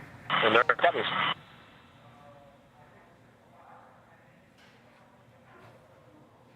Yes, so these astronauts are even closer to their journey home. They will be lifted up upon the recovery ship, Shannon, and placed in that nest before it's pulled to the egress or exit platform. And again, medical personnel will check in with the crew. That'll be the first friendly face they see in real life, besides their other fellow astronauts for the first time in 6 months. They'll do a quick check to make sure everyone's feeling okay, and then each crew member will be helped out. So just a moment ago, we had a very quick glance from Shannon, our recovery vessel that is preparing. There's that view again, so we can see Dragon Endurance in the background with the fast boats. Probably my very favorite moment will be coming up. Momentarily. The individual that is actually there on the side of Dragon capsule, they will most likely be at the top part when this thing happens, but we'll actually see them jump off and back into the water. I personally have a fear of dark water, so there is not enough money or incentive for me to jump off of anything into a dark ocean. It's a little night swim. Yeah, not in my brain. But that individual that you see there, they're currently putting all of the required harnesses and rigging onto the Dragon capsule. And then that will, of course, be attached to the lines that we see hanging from that hydraulic lift. Endurance from Again, this is Shannon. Basically our first good view. These few people that you see down on the ship, these are highly trained as well to execute this maneuver. So anyone else on the ship that has flown in today, including any medical personnel, any NASA personnel like we spoke with Shaniqua, they are watching from a distance to allow this team to do their job in bringing the capsule up and setting it down into that nest safely. Now, Leah, as you mentioned, you were actually on the recovery vessel for the Crew-2 splashdown and recovery process when the astronauts were brought on board. So bigger picture, back up a moment, the astronauts have been in space for 6 months. Their immune system needs to catch back up to planet Earth and the environment here. Did you find while you were on the recovery vessel that the astronauts, even after landing, they went into the medical bays, that they were still, in a protected environment, even on the recovery vessel? Oh, 100%. We were not allowed near them once it became time for them to egress. Actually, we moved into the galley, and it looks like your team member's about to take his night swim. But we stayed in the galley while the astronauts were helped out of the vehicle. They moved straight into those medical personnel rooms. It's very restricted on who is able to be near them. Of course, everyone is masked. They've been in this somewhat pristine environment for about 6 months. Not a lot of exposure to bacteria, and so any or even pollens, allergies. Right, exactly. So any sort of sickness, we want to prevent them from getting when their immune systems might be a little bit compromised after that 6 months in space. Yeah. Now, in the past, we have seen that person who, at times, just because the capsule is so brightly lit and the wetsuit is super dark, it kind of reminds me of a spider traversing back and forth across the vehicle. And in the past, we've seen that individual climb up a little bit higher on the capsule prior to jumping off. But I just want to give a little perspective here. It's only because of the bright lights. Of course, for safety reasons, we want to have the area well lit during these operations. So the capsule looks like it is still that pristine white color. I promise you, it is not. We've definitely got a floating toasted marshmallow there in the Gulf of Mexico. And there are multiple lines attached to the vehicle so that when it's lifted, it's not just dangling from one line. These help keep it stable and upright for it to be placed into the nest. So it looks like we're getting even closer to that moment, but it's amazing how quickly it happens.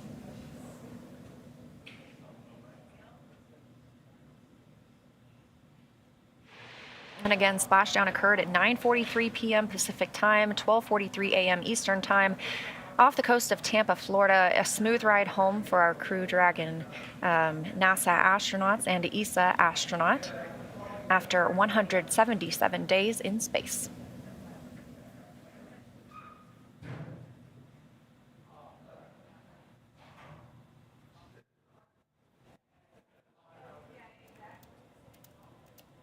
So with that view there, we can see the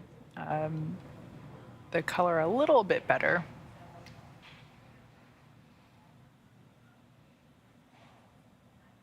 And clearly the heat shield did its job, seeing that it's only slightly toasted.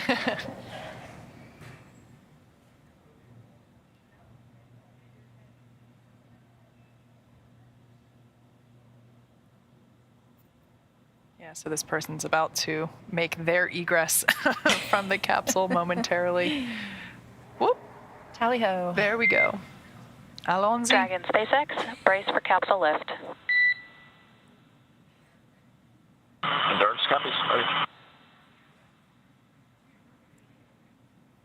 My heart rate went up a little bit just envisioning having to do what that person just did Oh, sign me in up. the seawater at night. Oh, man. And here we go. Crew Dragon Endurance being lifted onto the Shannon recovery vessel.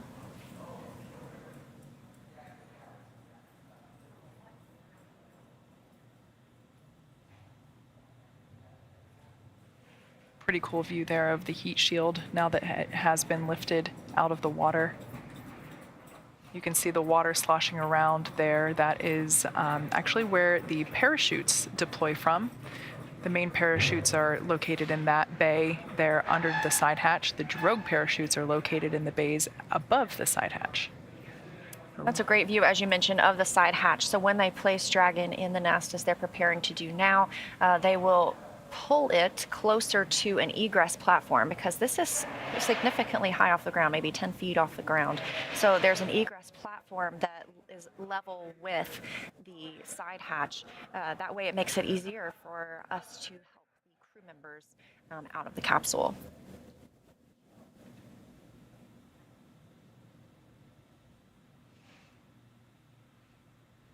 The capsule will be centered and oriented, as you can see, and then Dragon will be moved to that hangar underneath the helipad on the ship. Yes, that will prepare us to open the hatch.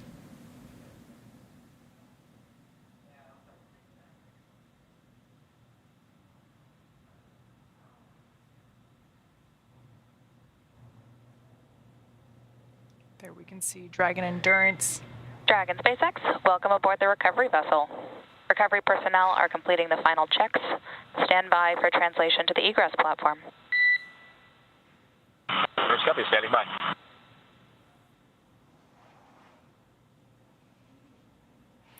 Great view there. We can see that Dragon Endeavour is now safely on our recovery vessel, Shannon. This is a view from the helipad itself, so the vehicle will be pulled under this platform to where, like I mentioned, it'll be level with that egress platform, or I should say the side hatch will be level with the egress platform. But again, our crew is out of the water and preparing to get out of the capsule. Yeah. Now, once that hatch is open, a SpaceX medical doctor will be the first one in to check on the crew, basically just to see if they're ready for egress and make sure everybody's feeling good. As I've mentioned before, while Dragon's top hatch is used to connect to the space station, our astronauts will egress from Dragon's side hatch, which we see there.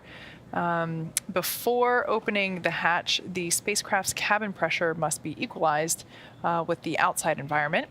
Once the hatch is opened, that will be the crew's first breath of fresh air since boarding Falcon 9 at the start of their mission back in November of last year. I can only imagine how good that will feel.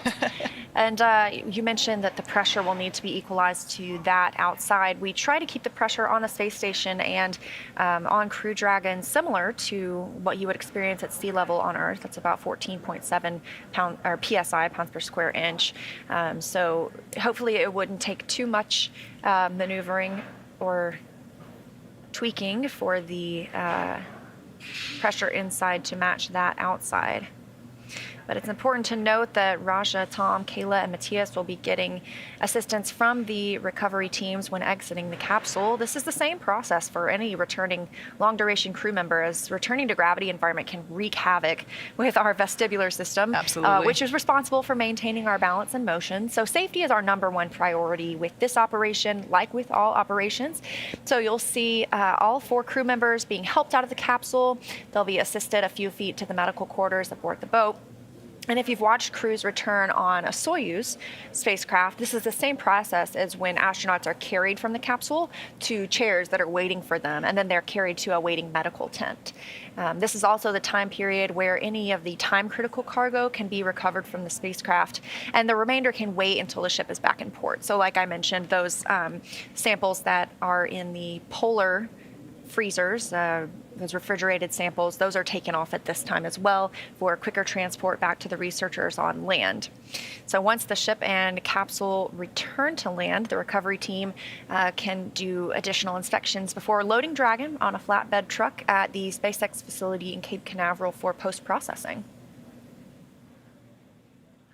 We have a great view of Dragon there, positioned in the nest. We're just waiting to see it translated or moved back to the platform where the crew will egress. I want to mention one thing. You know, we have a great view, but we can't hear anything that's going on with the recovery vessel. And something I never thought of in terms of the recovery vessel are also the smells. So I was actually out at Cape Canaveral for work this week, and I had the opportunity to visit the Axiom 1 capsule that just splashed down about a week and a half ago in our in Dragonland, our buildings where we process our Dragon capsules. And something that really surprised me, I don't know why, I should have thought of this, but Leah, you can probably comment on this because you were on the recovery vessel. The Dragon capsule, you know, it did just re-enter the Earth's atmosphere. It does have an odor to it. I couldn't figure out how to describe it. It's not quite chemically. One of my teammates actually said that it smelled like charred bamboo. Okay. And I can't say I've ever smelled that, so I personally can't verify. But yeah, it's and they're fresh air there. But in any case, yeah, it's just kind of interesting to think all of the various things that are going on with this recovery vessel, all the operations that are going on. And one thing that we'll actually see them do prior to opening the hatch is we'll see them do another safety check to make sure, speaking of smells, to make sure that those hypergulls still are not, releasing any vapors, to make sure that it is safe to open up that side hatch before getting our crew members out.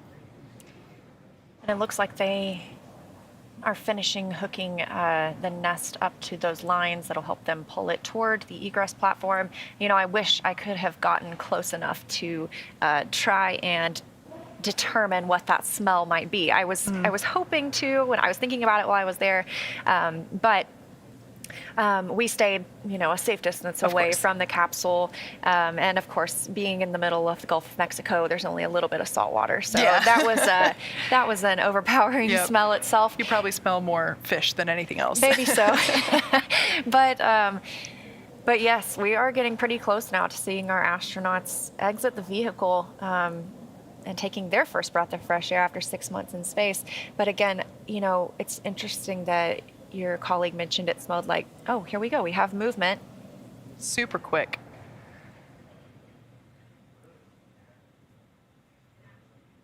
It looked like the capsule was being hosed down a little bit just to get the some of that salt water out of those bays. Once again, that bay at the top there is where the drogue parachutes are stored. And then the bay at the bottom underneath the side hatch is where the main parachutes were stored. So you can see that it's a pretty compact space. It's the parachutes go through a very thorough and well-checked packing process before they are actually stored in those bays. And the person in the middle helping to properly park Crew Dragon exactly where they want it to be for that hatch to line up perfectly with the egress platform. Just like you see on a runway with airplanes. Exactly. Or a friend when I'm not doing a good parking job. You can see there the windows for the Dragon capsule there on either side of the side hatch. As you might notice, the teams are wearing their personal protective gear to make sure that if there are any vapors, that they aren't breathing them. They're performing those checks now to make sure that those are not present.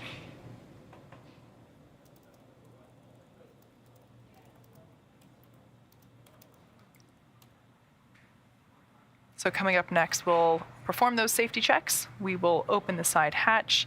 We'll see the crew. They'll be assisted as they egress and make their way to the medical bays for their standard checkouts, their standard post-mission, post-splashdown checkouts with the SpaceX flight surgeon. And then after that, they hop on a helicopter and they get to head back to land. And this view on the left, again, that's still inside Crew Dragon. Our astronauts just patiently waiting to make sure that everything is safe for them to exit, letting teams on board the recovery vessel Shannon do their job as they prepare to open that side hatch.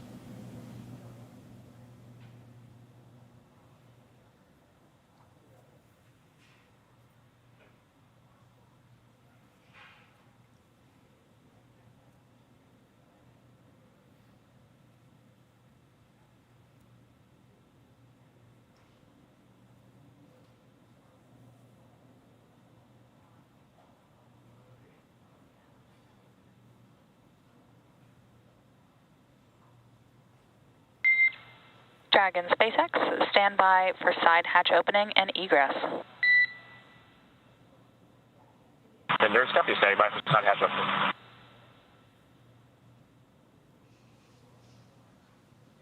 All right. We can see the crew there taking off their PPE. We got the okay to open the hatch. That means the area is cleared of those hypergulls that the fast boats were aiming to detect, as well as they got some secondary checks once on board this vehicle as well.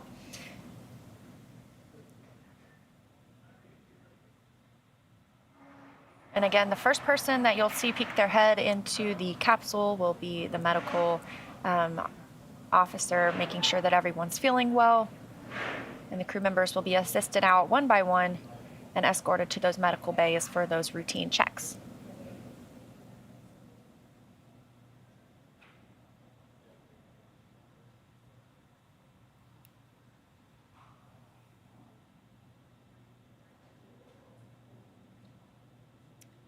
We had splashdown only 40 minutes ago, so in that time we have been able to lift and prepare the capsule for these astronauts to egress.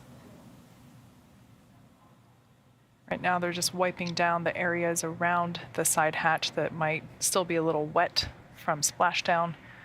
Just want to make sure that when the side hatch is opened and we install the protective fittings, that everything is dry, just to eliminate any possibility that nobody slips or anything whenever they are making their way out. There we can see the side hatch is open. Some applause from team members on board.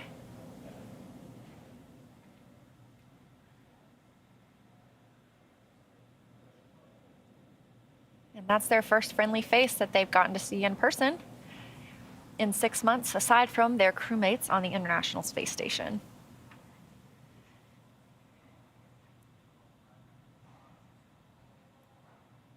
The white fixture that we saw just moments ago, they're now placing into the side hatch. This is just a protective cover to make sure that whenever the crew members are egressing, that they don't bump anything around the hatch. That protects not only the Dragon capsule itself, but also them. As most of you know, we do reuse our Dragon capsules, so making sure that we avoid any damage during the ingress and egress process is important. And again, it's been less than an hour since this crew splashed down, about 45 minutes now. And once they are helped out of the vehicle, they'll move to those medical bays. And within really about an hour of them being helped out of the vehicle, they will be loaded onto the helicopter and brought back to land. So again, it's a very expedient process of getting back home, especially to have just been in space a couple hours ago. I'm not sure if you're hearing it. We're getting a bunch of feedback in the earpieces and speakers. Sounds like a drill running. That is affirmed, Dragon. We are imminently going to be powering off the bilge pump. Stand by.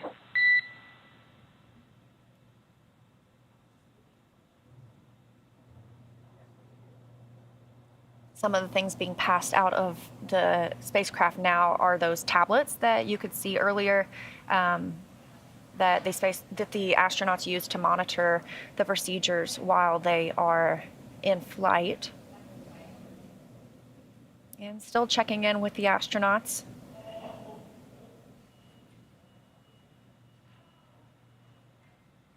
We've got a couple of other NASA astronauts on board there. You can see them in their blue flight suits.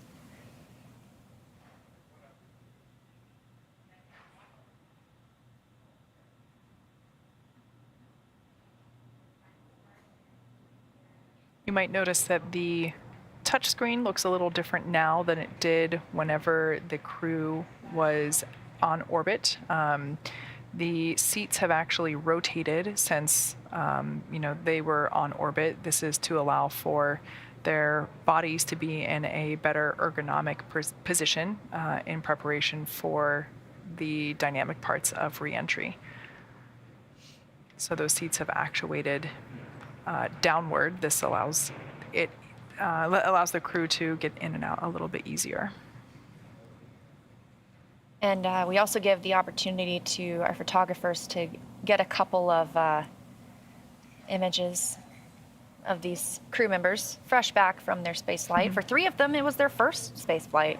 And then for Tom Marshburn, who has a bit more experience, this was his 3rd space flight. But while on orbit, all of these astronauts got to complete at least one spacewalk on the International Space Station. So up next, we should see some footrests come out. We detach the footrests again to give a little bit more space for the astronauts to make their exit.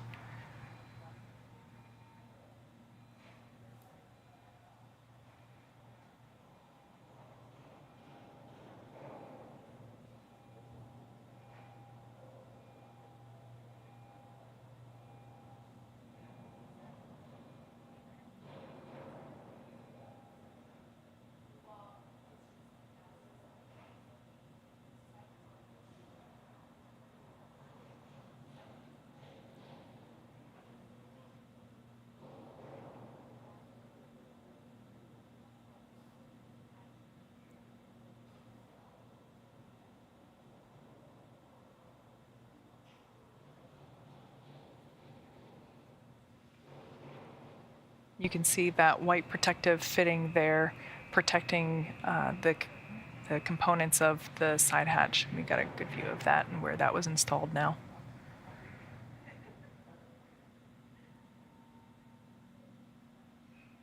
Teams just speaking with the crew members. As I mentioned, we saw the tablets being removed. We saw some photos being taken. We have also, and there go the footrests that are used on orbit. It will make it much easier for them to be helped out of the vehicle. They can actually remove the footrest as well once they are in space. Gives them a little more room to float around. And sleep. And sleep, that's true.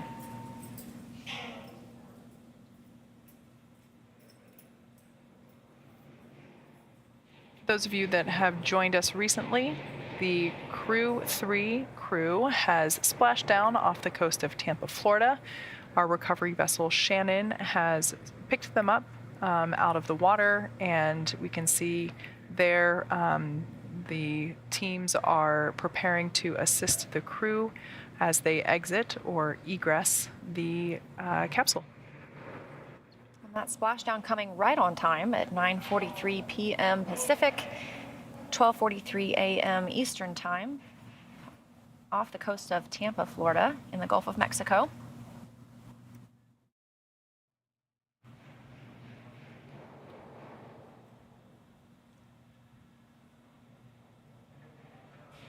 The journey home is not quite over for these astronauts. Even though they are back on Earth, they will be helped out of the Crew Dragon vehicle. They will have some routine medical checks done before they are loaded onto a helicopter. Dragon SpaceX, can you confirm that the audio is improved?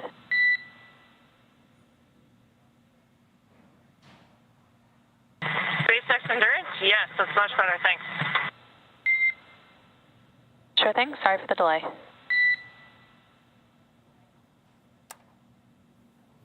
Sounds like that was the voice of Mission Specialist Kayla Barron. We can see that the slide has been put in place. This helps the astronauts gently make their exit from the capsule.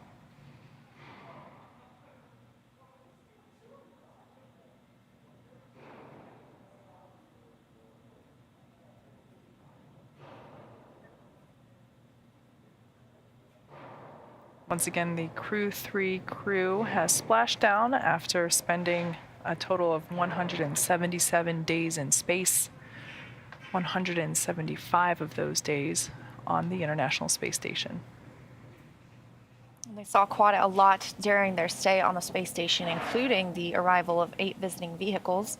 That includes the Axiom 1 crew just a couple of weeks ago, as well as the Crew-4 crew just last week.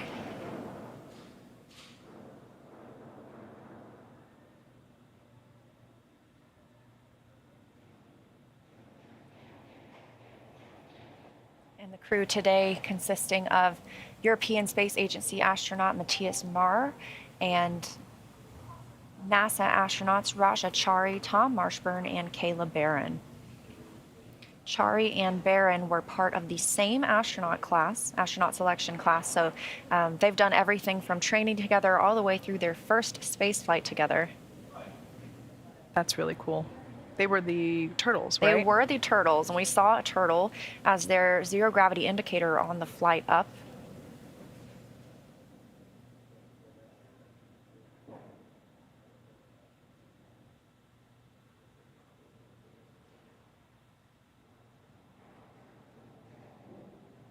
There are a couple more turtles on board now, with Bob Hines and Jessica Watkins, all being from the same class as well.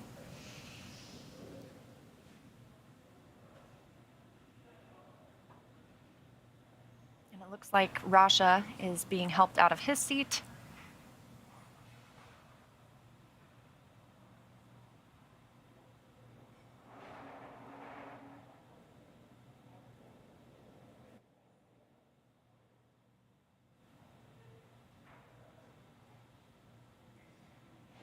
I could imagine that after spending 6 months in space, all of this must feel really weird. We heard him make a joke earlier about the water bottle feeling heavy. We can see that Commander Rajachari has now egressed the capsule and is making his way onto the rollaway. Looked like we had some thumbs up there just momentarily. Mm-hmm. Yes, Rasha looks to be in good spirits after 6 months in space on his first space flight.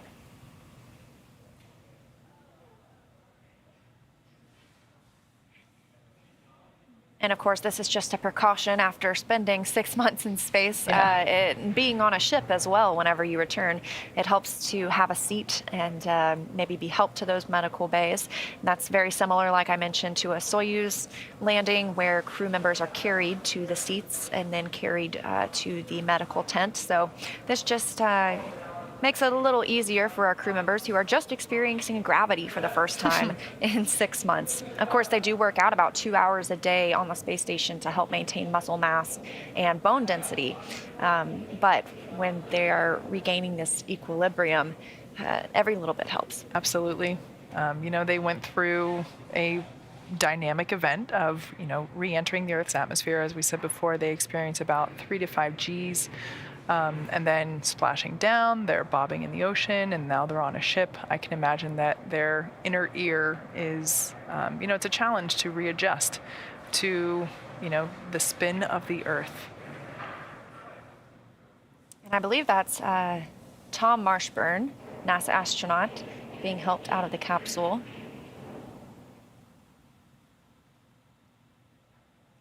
That means our 2 mission specialists, Matthias Maurer and Kayla Barron, are still inside, and there's Marshburn. Also looks to be in great spirits.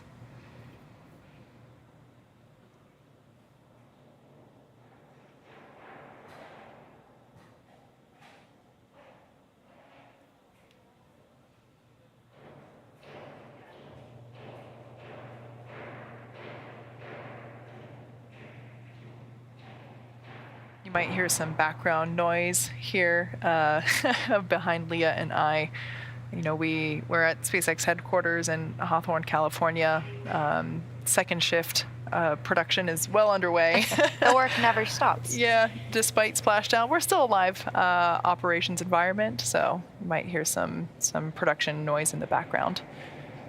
We are in a rocket factory.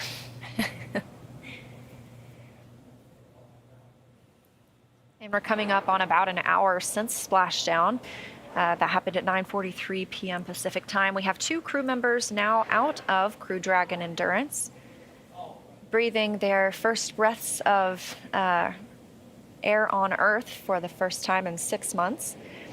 And you see them being loaded and being assisted to the medical bays for those routine checks. They also were able to speak with a flight surgeon upon splashdown to make sure that they were feeling okay. And then after their checks, they will be transported to the helicopter on the helipad that's waiting to take them to shore, where they will part ways. We will have our NASA astronauts, Kayla Barron, Rajachari, and Tom Marshburn coming back to Houston. Meanwhile, Matthias Maurer will board an ESA, European Space Agency plane, and take him back to his home.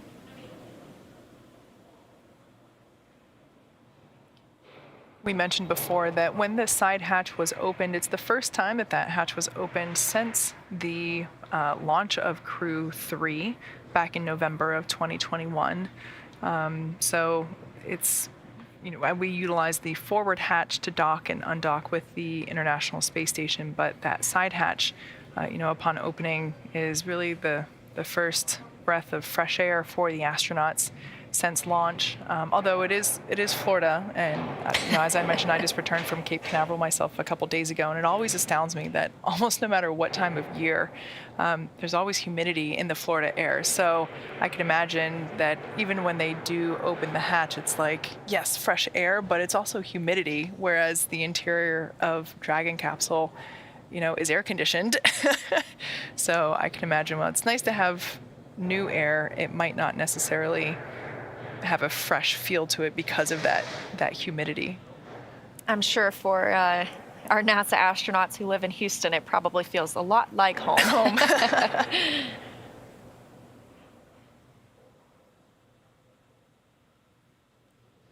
And again, everything has moved pretty smoothly tonight with the return of Crew Dragon. We even had views from prior to drogue parachute deployment from the WB-57 thermal camera that allowed us to see not only drogue deployment, but also deployment of 4 main parachutes successfully, which allowed the capsule to splash down gently at around 15 miles per hour off the coast of Tampa, Florida.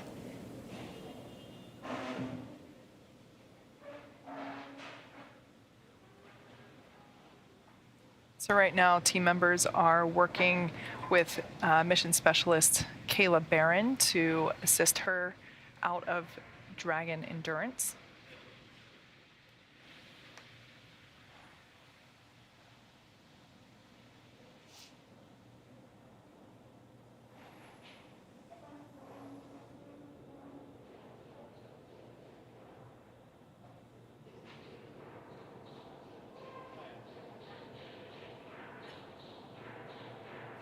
That is mission specialist Kayla Barron receiving some help as she makes her way outside.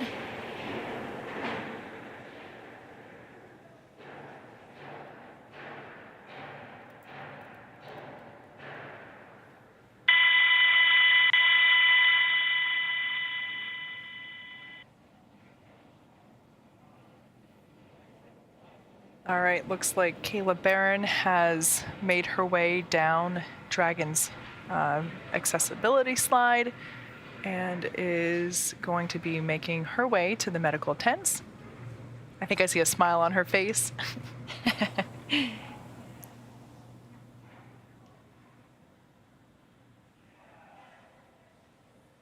We have one more crew member inside Crew Dragon. That's European Space Agency astronaut Matthias Marr, one of the mission specialists.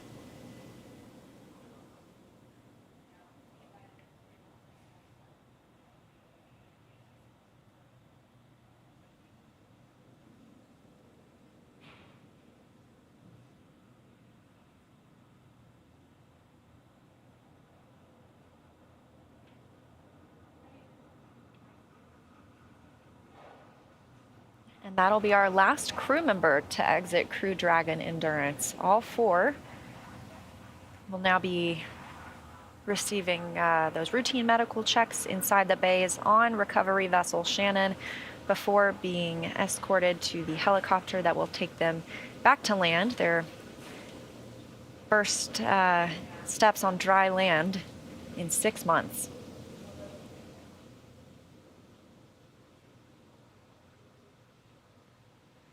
Once the recovery vessel and the Dragon capsule get back to the port, the recovery team will perform additional inspections on the capsule before loading Dragon onto a flatbed truck at the SpaceX facility in Cape Canaveral for post-processing. We definitely saw a big thumbs up from Matthias Marr on coming back from his first space flight. And now that Raja, Tom, Kayla, and Matthias are safely back home on Earth and getting checked out by the NASA medical team, we're going to wrap up our live coverage of their historic return. I do want to mention that the media telecon is now being moved up to start at approximately 2 a.m. Eastern time, so make sure to tune into that. This all kicked off on November 10th, 2021 from historic launch pad 39A at the Kennedy Space Center in Florida. After successful liftoff and separation from Falcon 9, Raja, Tom, Kayla, and Matthias made a 24-hour flight on board Dragon to the International Space Station. Since arriving at the space station, they spent nearly 6 months as members of Expedition 6667. That'll be 175 days to be exact, executing science experiments, spacewalks, and repairs while aboard the orbiting laboratory. Of course, their journey home began last night, May 4th, Star Wars Day, when they closed the hatch to Dragon and undocked later at 10:20 p.m. Pacific time. After 4 successful departure burns and a phasing burn to line up their orbit, Raja, Tom, Kayla, and Matthias rested for a few hours before waking up to prepare for re-entry this morning. As you saw earlier, we jettisoned Dragon's trunk and performed our final on-orbit maneuver, the Deorbit Burn, at about 8:53 p.m. Pacific to send Dragon on the path home. The spacecraft re-entered the Earth's atmosphere and slowed its descent with successful deployment of its 2 drogue parachutes, followed by the 4 main parachutes, of course, with the final splashdown occurring off the coast of Florida at 9:43 p.m. Pacific time.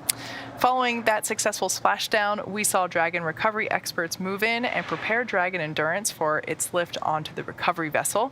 And just a little less than an hour ago, in less than an hour following splashdown, we saw Raja, Tom, Kayla, and Matthias make their way out of Dragon and into the recovery ship's medical facilities, safe and sound. So next up, they will catch a helicopter flight back to shore. They'll transfer to an aircraft that will take them home. So Rasha, Tom, and Kayla will take that NASA plane for the short flight back to Houston, and Matthias will head back to Europe. They will be reunited with their families to bring an end to this mission. It has been a true honor and a privilege to share their journey with you as we continue this new era in human spaceflight. But of course, we always have more coming up soon. Return this morning marks the end of the direct handover we just executed after successfully launching the Crew-3 mission to the space station just a little over a week ago. It's been an incredible honor to enjoy to share this mission with the public. All the teams from SpaceX and NASA continue to work hard to keep America leading the world in human spaceflight. Continue to follow SpaceX and NASA online and on social media for updates for the very latest on crew and cargo flights to and from the International Space Station. And we'll continue to share the progress of Rasha, Tom, Kayla, and Matthias as they travel back home on social media. Again, that post-splashdown media telecon coming up at about 2 a.m. Eastern Time, where leadership from NASA, ESA, and SpaceX will share a final update as we conclude the successful mission. So, one more thank you for tuning in and cheering on Raja, Tom, Kayla, and Matthias as they head home. And of course, we'll see you again very soon when we once again launch astronauts to the International Space Station from America on NASA's SpaceX's mission. So long.